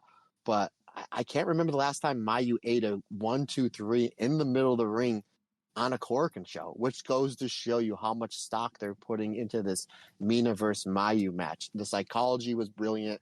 The storytelling was great. Everybody played their part very well. This was very well done. And considering the fact you have 10 wrestlers in this match, you can kind of get a little crazy. And the fact that it started out with a quick brawl and that the Stars did the 5-way boot scrapes, and you're just like, oh, geez, if they're kind of coming at each other a certain way, or if somebody's a half a step off, it can look like a car crash, and it didn't. And I'm like, that's how we started this match. And it just build and got brought down and got built again. I thought this was absolutely perfect. And the fact they were able to tell this story and get so many things over in this match in 21 minutes is just a credit to all 10 of these phenomenal wrestlers. I thought it was a really cool story that they were telling, the fact that you had at one point, so you started off with Stars showing off their superior teamwork. They have been a faction for longer. They know each other better, and they were almost trying to shove that in EXV's face. Look how good a team we are. And then eventually EXV start again on the same page. You got Micah and Mina Shirakawa, who so many people have been talking about not being able to coexist as co-leaders. Suddenly they were tagging in and out quickly and isolating certain members. You got Xena coming in and using her power. You got Hanako using hers. Overall, I thought EXV came across as a really well-oiled unit. And I thought it was really cool that Stars were the one to drag that out of them almost. But yeah, everyone deserves plaudits for this match. This is one of my favourite matches from Stardom this year, which I know is a big thing to say, especially when you consider how many matches of the year Stardom have already put on, in our humble opinion. But yeah, I thought this was absolutely great. Matt, I know you wanted to talk about the main event, though. Yeah. Boy, I really love Crazy Star as a team. I mean, let's just go right into the finish. I thought with Tora eating the L here, considering last week she pinned Giulia clean in the middle of the ring to build towards the match we're going to talk about here in just a little bit. Korakuen Hall just a handful of days later, with Tora challenging Giulia for the IWGP Women's Strong Championship. But I liked how they literally had to throw everything at Tora. You had Crazy Star hitting their tag team finish. The Suzu May, the lung blower into the German suplex. And then Giulia just dumps Tora on her head with a Northern Lights bomb. I thought that was a great finish. A good way to make Tora strong, that it was just like, yeah, you know what?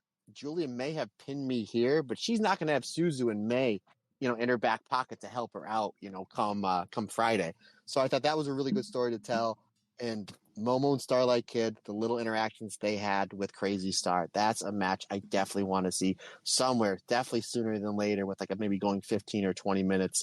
I thought these two teams worked really well together. Obviously, the main crux of this match, and again, it's smart booking. This is your main event here. We're coming back in 3 days with a singles match between Giulia and Tora for the strong title on the line in a no DQ match. They did a great job building that match up to kind of sell more tickets. And then your kind of side dishes is Momo Watanabe and Starlight Kid versus Suzu Suzuki and May Sarah, which I thought was great. May was great. Suzu was great. We got some more Suzu versus Momo violence. I will never say no to that. But I thought this was a solid match. It was my second favorite match of the show. I had it at 3 3/4 stars. And a good way to send the fans home happy. Yeah, absolutely. You mentioned, obviously, people taking pins. Even though Giulia, everyone knows that Giulia's leaving. Everyone knows now that Giulia will be one of those leaving in March. So ultimately, you don't really need to protect Giulia. Even so, getting a pinfall victory over Giulia is still a huge deal, because it still does not happen. So for Tora to get that victory in Fuji, pinning Giulia clean with the Swan, I mean, I say clean. She literally ate so many finishes from a wedded tie, but even so, pinning her in the middle of the ring, it just doesn't happen. So even after Giulia pinned Tora clean here, you still thought there's a chance. I mean, you mentioned Mayu Iwadani. I think this might have been her first pinfall all year. I don't think she's eaten a single pinfall all year, which is quite impressive considering I think we're on 19 events now. So getting a pinfall over Mayu Iwatani, a non-tournament pinfall over Mayu Iwatani, is pretty much unheard of, especially over the last four years, definitely, Matt. Yeah, and you did a really good job making it mean something. Mm. You know, the fact that that she doesn't need a lot of pinfalls, but 8-1, and it really, you kind of just turn your head and be like, oh, and I understand the reason for it, the psychology behind it. So, yeah, really good stuff. A solid Korakuen show. And you're absolutely right. It wouldn't have meant the same had Mina just thrown Mayu over the top rope. A definitive move in the middle of the ring. Plus, you know for a fact that you are going to get a phenomenal near fall now with that figure four driver Mina. For any Stardom fan who watches every single show, you've seen Mayu Iwatani, the most resilient person in Stardom, who, by the way, in this interview, sorry to come back to it, in this interview, the interviewer says, how would you describe Mayu Iwatani? This was the first question of the interview. Mayu Iwatani's answer, zombie. And the person who's transcribed the interview has captured the interviewer's reaction perfectly by just going, a what? What? And Mayu then has to explain the whole zombie Mayu lore and the fact that she's got two sides, the zombie Mayu and the killer Mayu, and you never know who you're going to get. Love that. Thought it was brilliant. So the fact that you're able to keep the most resilient wrestler in Stardom down, that's a big deal for Mina. So, you know, that move is going to be very, very hotly contested in Sapporo, and I cannot wait to see it. So we then moved on to Stardom in Korakuen Night 2, 17th of February 2024. Korakuen Hall, Tokyo, a very, very healthy 956 people in attendance, which is one of the larger Korakuen crowds that Stardom have had in a good few months. It was a pay-per-view, Matt. It was a cut price pay-per-view. How do you think this card came off? We were quite negative. Let's say it is. We were quite negative about the fact that Stardom were putting on a card that was a pay-per-view that was quite weak on paper. Did Stardom surpass your expectations, Matt? Yes, they did. And one reason is, okay, there's a pay-per-view. I know I'm going to have to get up at 2 or 3 in the morning. So I go and buy the pay-per-view, and I realize it's 9:30 on a Friday night. So I was like, oh, sweet. I don't have to get up early. I just got to stay up a little bit later. Now, I just want to put my wife over just for a moment. I fell asleep on the couch around maybe 8:30. At 9:15, she woke me up. She's like, doesn't the Stardom show start soon? And I go, what time is it? She's like, it's 9:15. I said, yes, it does. Starts in 15 minutes. She's like, okay, just let you know that I made you a treat. And over by where I sit on my dinner table, she made me a coffee and fresh baked chocolate chip cookies to keep me up for the Stardom show, which I just thought was just the nicest thing. So that even exceeded my expectations even more, Rob. But as far as the show and a bubble, absolutely. I thought this was well worth my money. I thought that if I was in Korakuen Hall and I paid $50, $60 for a ticket, I'm just using that as a price range because that's what we paid for our Philly shows, for the Philly show on the 4th. If I paid $50, $60 for a Korakuen Hall ticket, I would have got my money's worth. I thought the show was very solid, and they gave us 2 championship matches. We knew we were going to be good, but I don't think anybody expected them to be this good. Really blown out of the water on how great those 2 matches were, especially with that main event being something completely different from anything, not only on this card, but the Korakuen show that we just reviewed on Valentine's Day. It really, really stood out. So yeah, we were kind of like, we're shoehorning a pay-per-view. I understand it's a cheaper price. It's on literally 3 or 4 days notice. The card kind of just looks like meh. But really, everybody worked really well. Every match was really good. And again, those 2 title matches were alone well worth double my money. So as per usual, Stardom always delivers on pay-per-view. Yeah, it surpassed my wildest expectations. And to be perfectly honest, I've come round to the idea that if Stardom are going to do this for Korakuen Hall, you know, make them pay-per-views, but make them cut price and have those title matches on there. We've already had announced that the Future of Stardom title is going to be defended on a random show later on next week. So use Korakuen Hall as, you know, somewhere where titles that don't often get defended or don't get defended enough, get them defended on these shows. Okay, you've proved that even a B-level, C-level pay-per-view, which is effectively what this was, can still garner a positive reaction, because all of the comments that I have seen about this pay-per-view have been positive. Okay, yes, we've had to fork out some money for it. Yes, that's not ideal in today's climate. Yes, I understand that. However, for a cut price pay-per-view, I think Stardom did a tremendous job here, because there was 2 or 3 absolutely fantastic matches, and I'm very, very excited to talk about them. So let's get into it. We open with the tag match. The Uedatai team of Starlight Kid and Ruaka, just before they ran off to New Japan, defeated the Queen's Quest team of Lady C and Azumi. Starlight Kid submitting Lady C with the Black Tiger leg killer in 9 minutes and 3 seconds. Singles match, Suzu Suzuki defeats Rana Yagami with the Yokobari Rock in 7 minutes and 49 seconds. Another singles match, Mei Seira defeating Waka Tsukiyama with the Shooting Star after ruthlessly attacking Waka Tsukiyama's bum in 6 minutes and 55 seconds.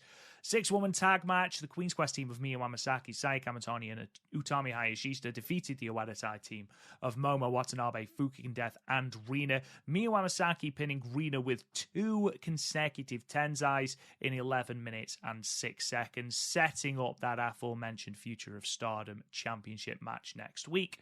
8-woman tag match next. The God's Eye team of Syuri, Mirai, Amisori, and Saki Kashima defeated the Stars team, Mayu Iwatani, Hazuki Koguma, and Yuzuki Syuri again, submitting Yuzuki with that sleeper hold in 14 minutes and 17 seconds.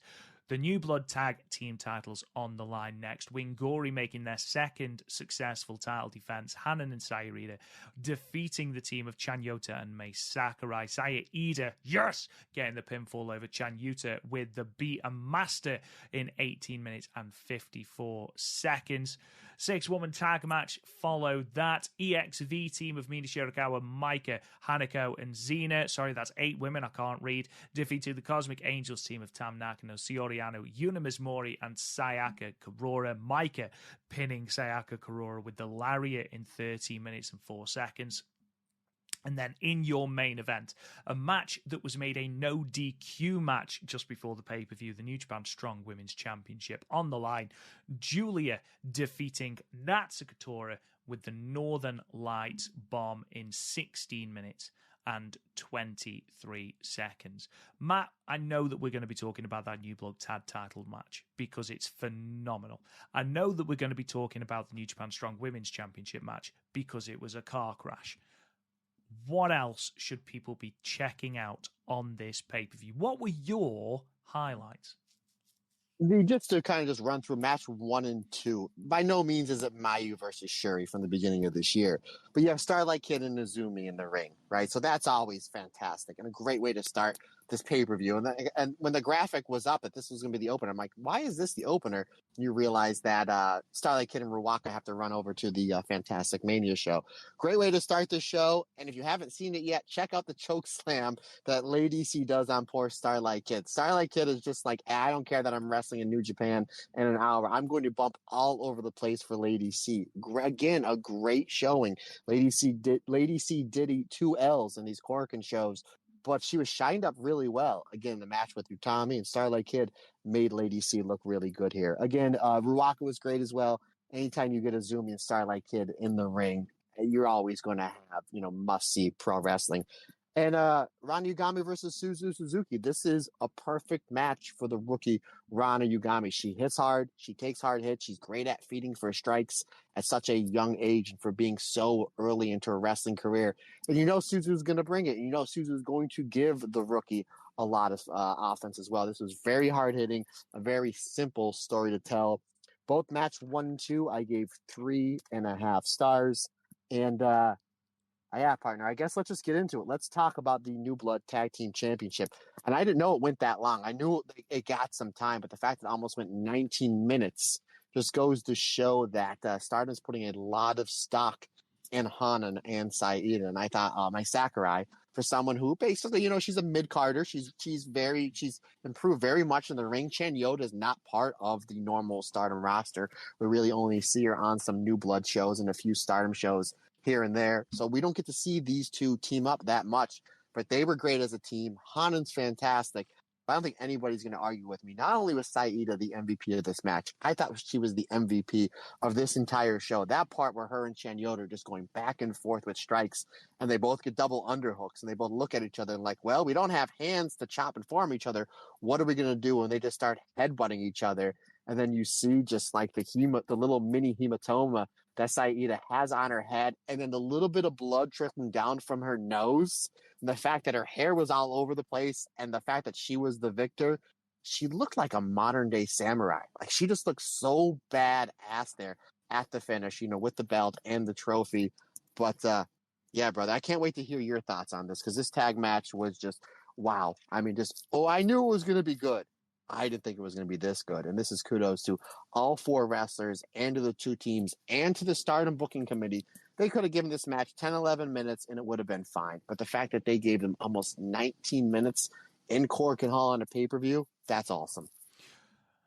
I mean, there's very little to add to that. I thought Saya Iida and Chanyota in particular were absolutely tremendous. Chanyota, of course, who, as you've already mentioned, we've only ever really seen in a New Blood setting, but here I thought she felt right at home. Her and Saya Iida, you'd have been forgiven a New Blood title match. You'd just assume that we're just going to get sort of a pose off. Look how jacked I am, look how jacked I am. But instead, they just launched into each other. Saya Iida is throwing these meat hooks like there is no tomorrow. Chanyota is hauling people around the ring. She's improved so much, like a huge amount. And then you've got Mai Sakurai, who again was so used to seeing now in this comedy ladyship character, which is brilliant in fairness. Yet here, for a start, she didn't come out wearing the hat, which in itself was a negative on the match. Where's the hat, May? But, it's instantly rectified by the fact that she didn't do the elbow drop. I think even she had an edge too, one that was called out by Hanan at the end of the match, saying, you don't have to be the ladyship all the time. I've had a match with you now and I want to have another one where you are just yourself. And even she was getting drawn into this sort of increased brutality. And then, there was that headbutt, which was utterly sickening. I think it did sort of rock Saya Iida a little bit, but overall, Wingori are one of the greatest tag teams in Stardom at the moment. They're so much fun to watch. They're so slick as a machine, and I'd argue there's only really Aphrodite that are as slick and as oiled as Wingori are. I want to see them tag more. I would love to see Wingori win this year's tag league. Again, there's so much up in the air post-March, but if we were to have the same roster, I would be clamoring, to let Wingori actually tag together during the tag league. Wouldn't that be nice? But for them to win the tag league and to go. Just imagine a Wingori versus Aphrodite Goddesses of Stardom Championship match given 15-20 minutes. Just imagine Utami and Saya Iida landing lariats on each other. Just imagine Hanan versus Saya Kamatani. Oh, the thought of it makes me very, very happy. But this surpassed even my wildest expectations. I'm a huge Wingori fan. I'm a huge Saya Iida fan. I'm a huge Hanan fan. But I wasn't sure where we would stand with Chanyota, who is relatively inexperienced and not used to Stardom as a whole. Mai Sakurai, again, who is a lower mid-card comedy character at the moment. However, everyone was absolutely fantastic here. Everyone raised their game. Saya Iida and Hanan again showed why they are 2 of the quickest rising stars in Stardom, and I cannot wait. If they stay with Stardom, I cannot wait to see what the rest of this year holds for them, because I truly do think you cannot ignore Saya Iida after these 2 shows. I truly don't think you can have Saya Iida go back now to just the token pin eater in Stars. She has to be elevated, whether that is to the Goddesses of Stardom Championships once Wingori drop the New Blood titles, or whether that is to a white belt shot. Hell, why not do that? Why not put that on a Korakuen? Doesn't have to be a pay-per-view, but I think Saya Iida cannot be ignored as a real star in the making, because these were 2 star-making performances, and this one especially, Matt. Yeah, I got two little fantasy booking ideas, but before I do, Rob, I just want to know your Stardom star scale rating. I had it at 4.25 stars. So let me check. The exact same, I believe. Yes, the exact same. So now, Rob, you mentioned a very good point. If we can go to stay together, that'd be awesome if they win the tag league tournament. I'm gonna do one better. So, say they go to the final, say they're wrestling Black Desire, and they come out to wish you happy, Migo Sunshine, whatever it is. Why have you got to ruin what was a really good match? Hold on. I'm not done. Hold on. I'm gonna break it down and build it back up. Break it So down. they come out to that thing. Hold on, break it down. Done. There's our DX reference. And then Hanan gets the pinfall over Momo Watanabe with a Hanan special. They win the tournament and they play dun dun dun dun. Are you ready? Yeah. And that's how we bring back the old Hanan theme because now it's like your new championship theme, because that was like her theme when she was Future of Stardom Championship. So maybe that's an idea, Rob. See how I brought it down? I got you on the negative and then quickly 180'd you. I know your heart buttons, my man. Let me tell you. Thank you. What a partner I am. But I was even thinking about this the next day when because Saya Iida, again, 2-star making performances in the unofficial home of Stardom in Korakuen Hall. I think what you need to do now with Saya Iida is, like, you clearly can't deny her anymore. She's fantastic. On these quote-unquote house shows, now they usually do 2 in a row, either a Friday and a Saturday or a Saturday and Sunday. And it's very rare that you get, like, the singles matches. What I would do now is, and we mentioned it last week, that you're obviously going to have a big hole in the roster when it comes to the 5-star Grand Prix, depending on who's going, who's staying, who's leaving. I think you have to look at Saya Iida and be like, okay, not only if she does stay, and again, we don't know, that if she stays, we're going to put her in the 5-star Grand Prix, and she's going to be one that we want to elevate. Maybe not to have 10, 12 wins, maybe our 10, 12 points, maybe to have 6 points, 7 points, 8 points, but to have banger matches. And how we can kind of maybe sink or swim, engage that, is on these quote-unquote house shows. Let's just say they're running a Friday and Saturday. Let's put her against Mina on night 1, give her 14 minutes, and give her Mike on night 2, and give her 14 minutes. And then the next week, let's give her Utami on night 1 and Sai Kamatani on night 2. Start putting, and then not only that, it's going to make these house shows mean a little bit more, because now we have Saya Iida, the clear, in my opinion, and apparently yours, the clear MVP of these 2 Korakuen shows. And now we're going to be putting her in singles matches on these, again, quote-unquote house shows against the Suzuki, against the Giulia, against the Micah, against the Mina, to see how well she's going to fare, to kind of get a gauge at where you can be with Saya Iida coming out of the 5-star Grand Prix this year. I think that's what they would do, or what they should do. And I know me, you, and a lot of other people were really excited to see some really banger Saya Iida singles matches on these quote-unquote house show matches with some time to it. And I think that's the thing. We saw what exposure like that can do for the likes of Hanan, for the likes of Mina Shirakawa, for the likes of Mariah May as well last year. So to give her that, what you don't want to do is to put Saya Iida in the 5-star as a token gesture and then have her get 2 points and be everyone's whipping person. Which, we have seen before when, Saya Iida was less experienced, admittedly, but we've seen that happen. We don't want that to happen now. Saya Iida has proved that if you give her the nod, like so many people on Stardom's roster, she is able to go. Give her 6 points. Give her 8. Have her have 2 statement victories. And like you said, Matt, against the likes of a Micah, she obviously doesn't need to pin the Red Belt champion, but, against the likes of a Micah, against the likes of an Utami, against the likes of a Syuri, it's going to be fantastic. Can you imagine a decent singles match now between Momo Watanabe and Saya Iida? Oh, the violence. The violence will be off the charts. Her versus Tora, even, because we've seen what Tora can do when she's motivated. Legitimate badass. So genuinely, her versus Saya Iida would be a really tasty matchup that I would be all for. Suzu Suzuki. Oh, boy. There you go. I mean, the possibilities are endless. So give her the time she deserves. And I think she's been with the company since 2018. 2019? I think she debuted early 2019.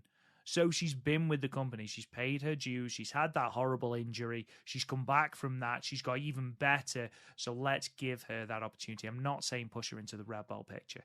Obviously not. I'm not even saying that you have to push her into the white belt picture, but push her regardless. Keep this trajectory going. You've built a little bit of a fire. Let's keep it going. Matt, obviously the main event is what people are talking about as well. Giulia versus Natsuko Tora. I was a little bit reticent when they announced this match, because the last time these two faced off in a no DQ match, it was awful. It was on the 10th anniversary card for the white belt, and it struggled for identity, basically. They weren't sure whether they wanted to do a comedy match or a hardcore match, and what we got was something that wasn't either. And it really suffered for that. It was probably the worst show on the card, and it was certainly Giulia's worst white belt defense. Here, there was no such problem.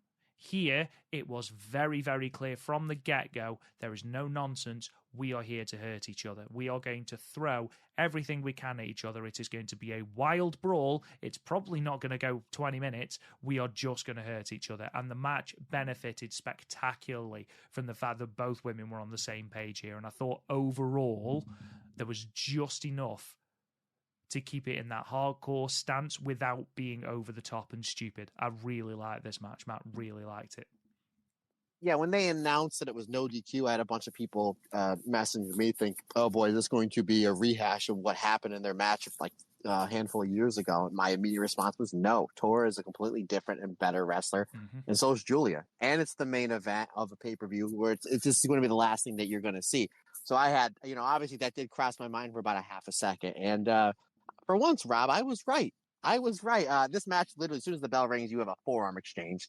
And then it goes right to the Oedo Tai style brawl. Because as you always say, partner, Oedo Tai's got Oedo Tai. Always. And I don't know about you, but I had especially in the first 3 or 4 minutes of this match, I had very strong Giulia versus Hana Kimura vibes. As far as like that brawl goes, it was almost seemed like it was like copy and paste from their opening moments of their match at year-end climax in 2019, which is it's not a good thing. That's a great thing, because that match is a clear standout and really the one that really set Giulia onto the path that we see her now. A really good launching part for her professional wrestling career.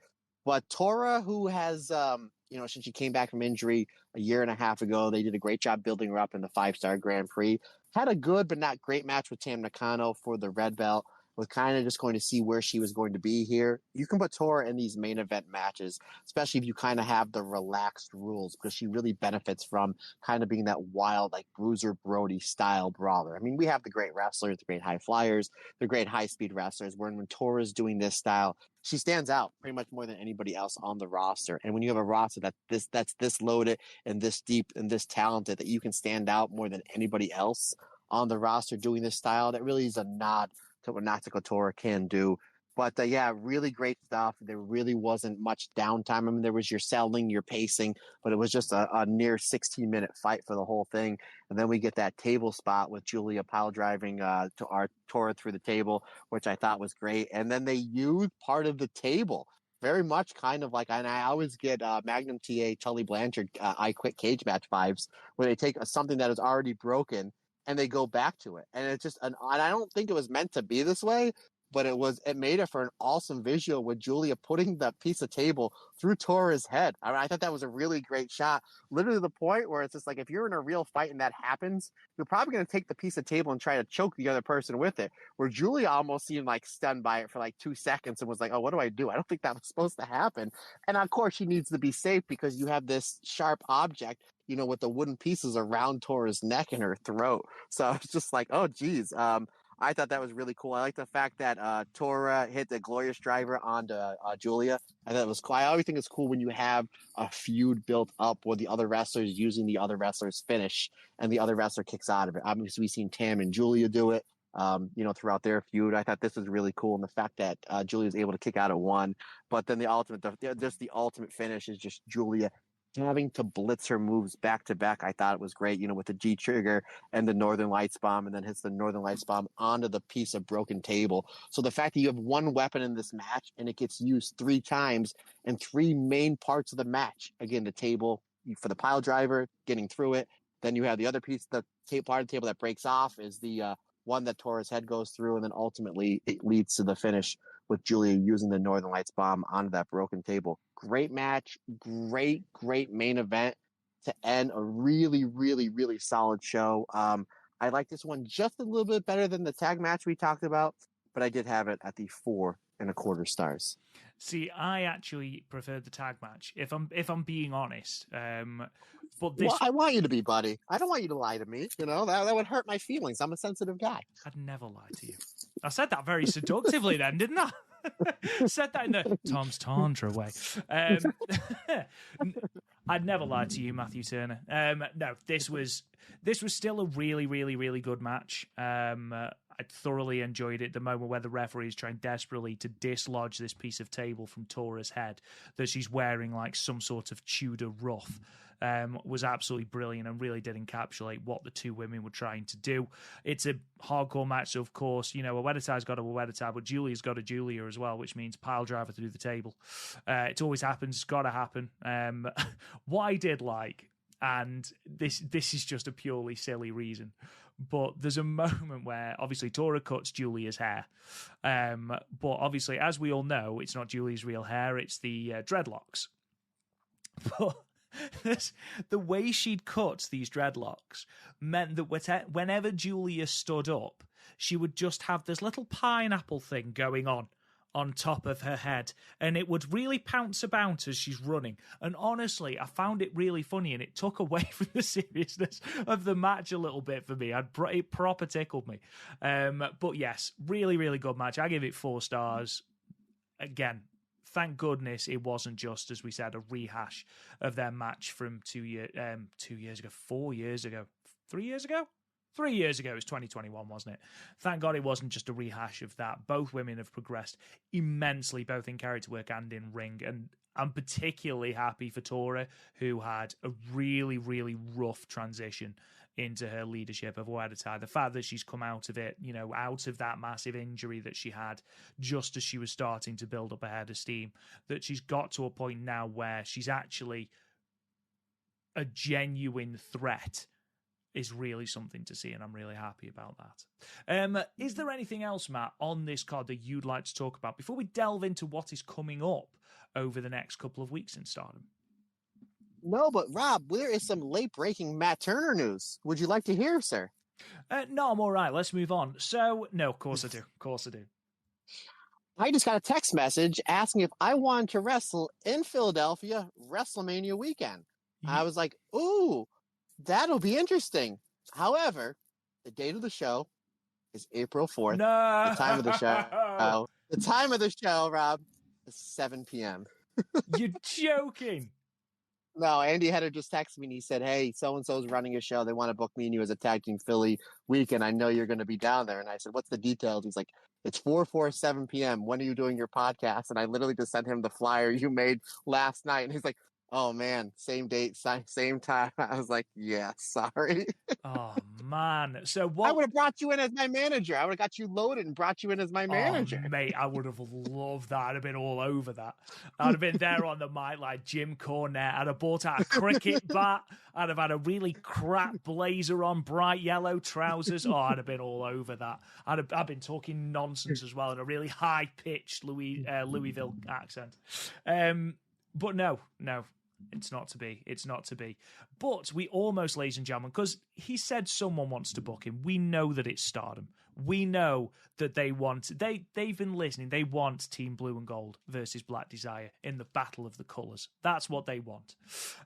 Let's move on then to what is coming up in the Stardom calendar over the next couple of weeks. Obviously, the big thing, Matt, is the Sapporo show, New Japan, New Beginning in Sapporo, the 23rd of February, where we will be seeing Mayu Iwatani defending the IWGP Women's Championship against Mina Shirakawa.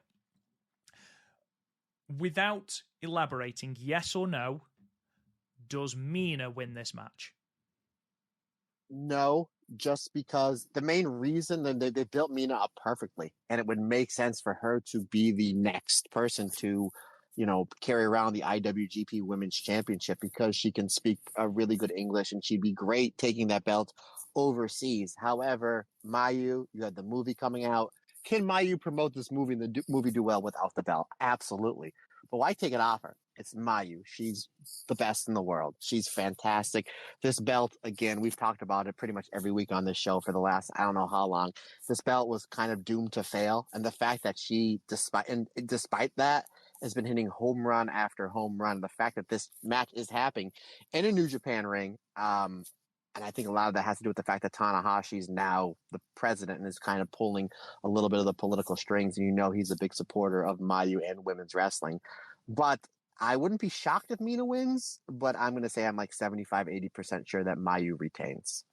I am 100% in agreement with you. It would not surprise me if what they're saying is true and Mayu is one of those people that wants to leave the company. Obviously, we know she's tied down to a bigger contract because of the movie, so there's no imminent need to get the belt off her. However, if you want to put that belt on another Stardom wrestler, I can't think of many people that are going to represent you as well outside of Japan as someone who is as fluent, should I say, in English as Mina Shirakawa, and as instantly recognizable as Mina Shirakawa. Obviously, Matt, you saw Mina when she wrestled at the Rumble on 44th Street, and the reaction to her was fantastic. So we know that the reaction overseas would be good to Mina. However, I do think you would be silly to have the belt be taken off Mayu this soon.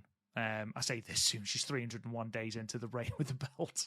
But just as they are starting to build up title defenses for this, you don't want to then have the belt taken off the greatest worker in Stardom. I think that would be incredibly silly. We do, as I mentioned before, have a title match coming up in Stardom. The 25th of February, Toshigi, we have Rina versus Miyu Amasaki. Now, the reason I brought this up without just reading through the card is because, Matt, I wanted to ask you another question. And the reason I wanted to ask you this is because currently Rina is the third longest reigning Future of Stardom champion ever. Okay? 286 days she currently sits at as we record. When she takes on Miyu Amasaki, she'll be on 289 days. If she defeats Miyu Amasaki, she will surpass Hanan into second as longest reigning women's champion, the Future of Stardom champion, sorry. Do you think Rina defeats Miyu Amasaki, or do you think it's Miyu Amasaki's time? I think Rina retains. However, Rob, again, when we previewed Supreme Fight a few weeks ago, they did a great job building Yuzuki up as if, with the head of steam, she's getting all these wins. That is a very good possibility. And why not go with a hot hand?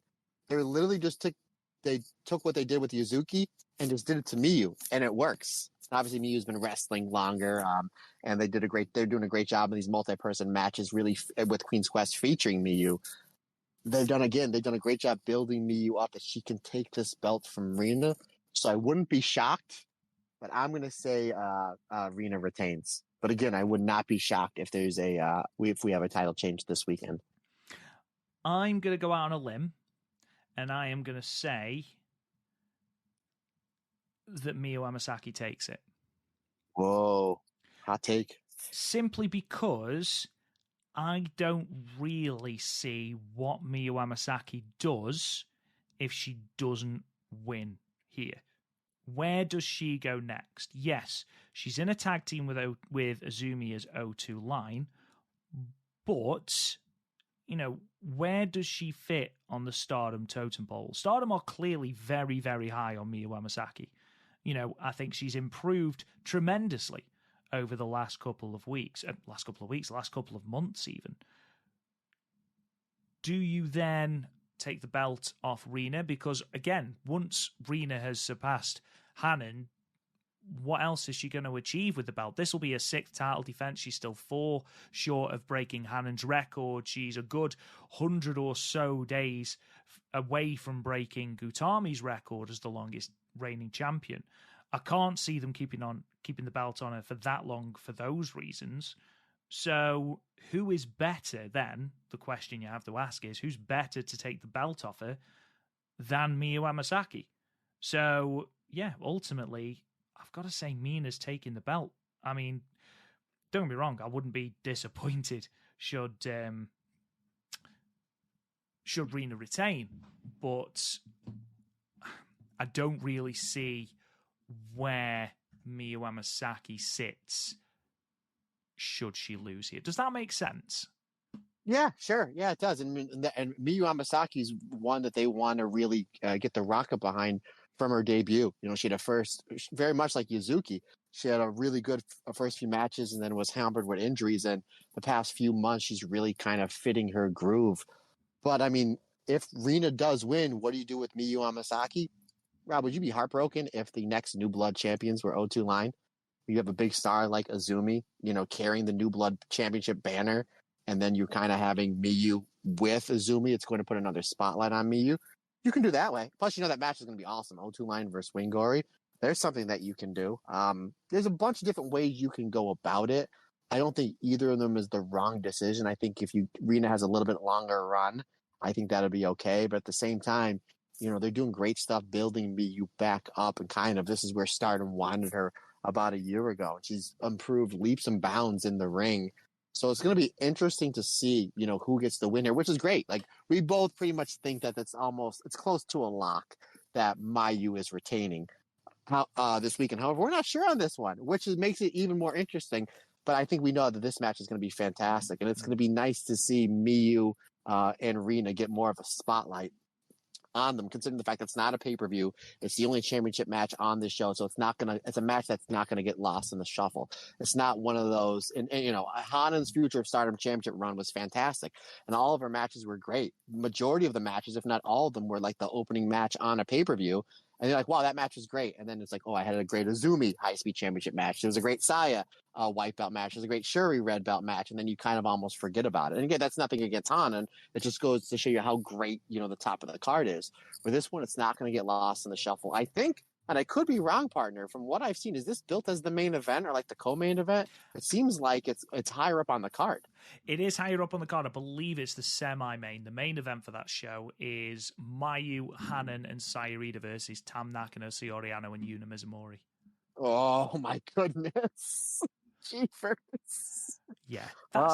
Fine folks at Stardom World, please have that up by Tuesday so myself and Rob can watch and review it for Wednesday.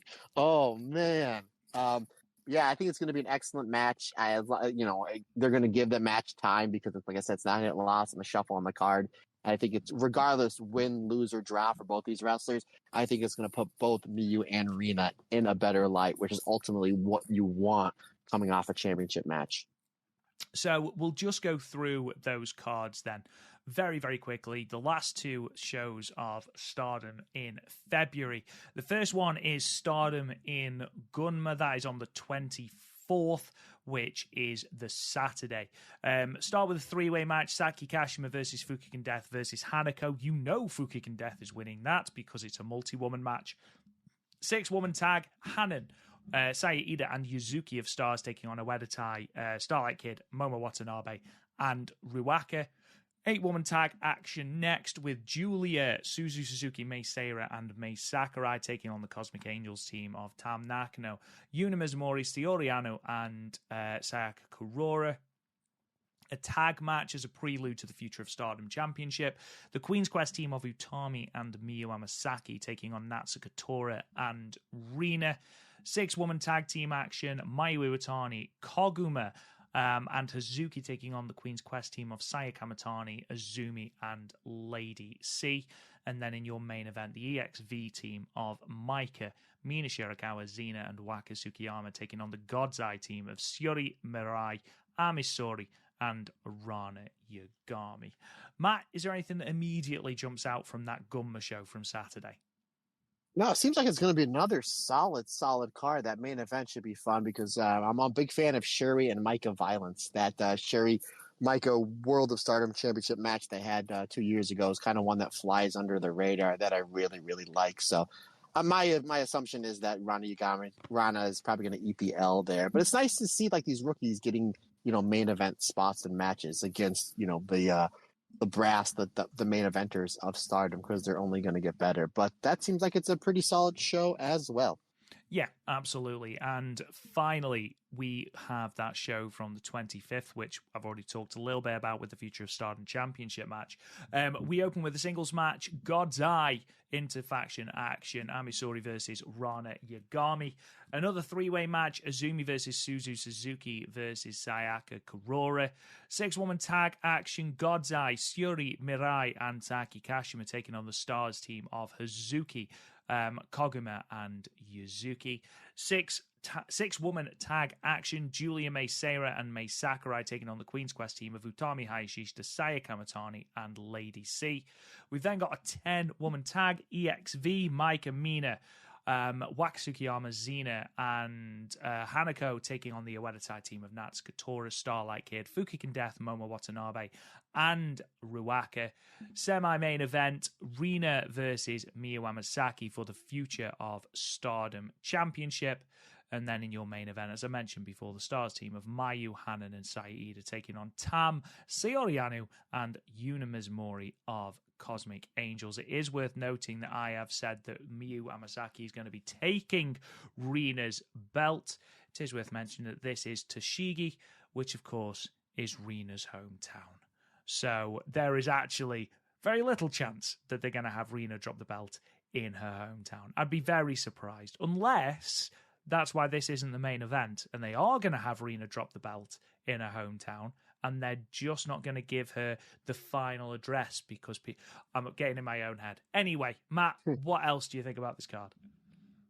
No, those two matches, and of course, anytime you got some Queen's Quest trios action, I'm always a big fan of. Again, I think that Lady C is going to stand out in that match as kind of the MVP, even though you do have the main eventers of Queen's Quest in that match. Both those shows look really, really good, but the second show is kind of the one that I'm going to keep an eye out for, because as soon as that baby pops up on Stardom World, I can't wait to watch it and review it with you hopefully next week, partner. Hopefully next week it'll we'll be able to have time to watch it and review it. Yeah, and finally, Matt, you know what time it is. No, it's Io and Kairi. Watch, my friend.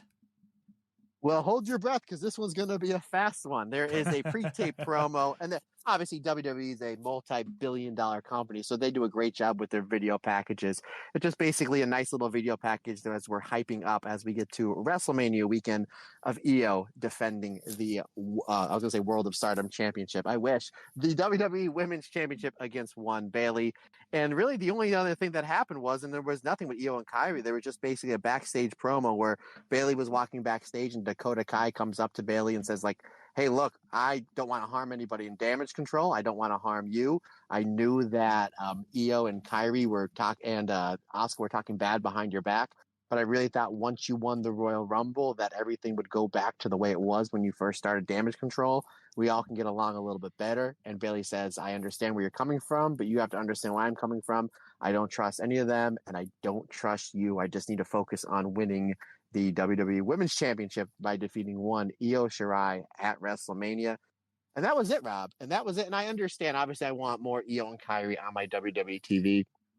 But considering the fact that the Women's SmackDown Championship match is all set for WrestleMania, really this week was just building up what's coming up this weekend, the Elimination Chamber. So I understand they just took their TV time, especially for the women, to just build up the matches for the Elimination Chamber to see who goes on to the other night at WrestleMania to challenge Rhea Ripley for the Raw Women's Championship. So, as much as I would love to see Io and Kairi on the TV all the time, I get it. While, hey, we have 5 hours of TV. We have to promote this. As far as women, we have this allotted time.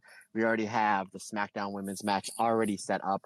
We need to take this week to build up the Elimination Chamber and to give The Rock and Roman Reigns a 20-minute promo at the end. But that's another story for another day, my friend. So that's all we got on Io and Kairi watch. It almost sounds, Matt, like you're being bitter. And that doesn't suit you, my friend. You're too positive to be bitter. You know what? Let's end it on a positive note. About 2 hours ago, about 2 hours before we recorded, I got a text message from our editor-in-chief, Sean Montrose, who will actually be emceeing the live Stardom Cast podcast, where a good friend of his was at the Royal Rumble dressed up as the Macho Man Randy Savage, and he did a meet and greet with one Io Shirai. And he said Io Shirai was a sweetheart and a fantastic, one of the nicest wrestlers he ever met. So there you go. That's how we're going to end it, on a positive note. Beautiful. And just like that, ladies and gentlemen, we are at the end of our podcast. Thank you so much for choosing to spend your evening, day, drive, or whatever it is with us talking about Stardom. Thank you to everyone that has subscribed. If you want to leave us a 5-star review and a comment, it really, really does help the podcast out. Thank you to everyone that has listed some. We had an absolute flurry of them last week, and they're all really positive. Thank you so much. We really do appreciate it. If you haven't subscribed to the podcast, we are literally everywhere. You can find us on your podcast app, whatever it is that you use. Our patrons, thank you so much to all of you for your incredible support. Hopefully this newfangled system that we're doing is okay with everyone. We've had nothing but positive comments about that, but of course, if you've got any feedback, you know how to get in contact with us. Patreon.com/the Stardom Cast for literally oodles of bonus content. Fans on the social media at the Stardom Cast. You can also find us on YouTube at the Stardom Cast. You can talk to me on Twitter at Real Rob Goodwin. Matt Turner, sound us off, good sir. Absolutely, folks. Questions, comments, anything that I can do for you, a general chat you would like to have, Matt Turner OF on the Instagram and or the Twitter is the best way to get a hold of me. If you don't want to be on social media, we completely understand. You can shoot me an email at thestardomcast22@gmail.com is the best way to get a hold of me. Folks, that's going to wrap it up for another fun episode. I hope everybody's having a great day. I hope you're enjoying all the wrestling, whether it's Stardom, WWE, AEW, or whatever. I just hope that you're enjoying wrestling as much as possible, because wrestling is the sport of kings and queens. Folks, we can't thank you so much. We can't thank you enough for the support. It really means the world to us, because like I always say, just not my podcast. It's our podcast, because when all it's together, and everybody's different, everybody's special.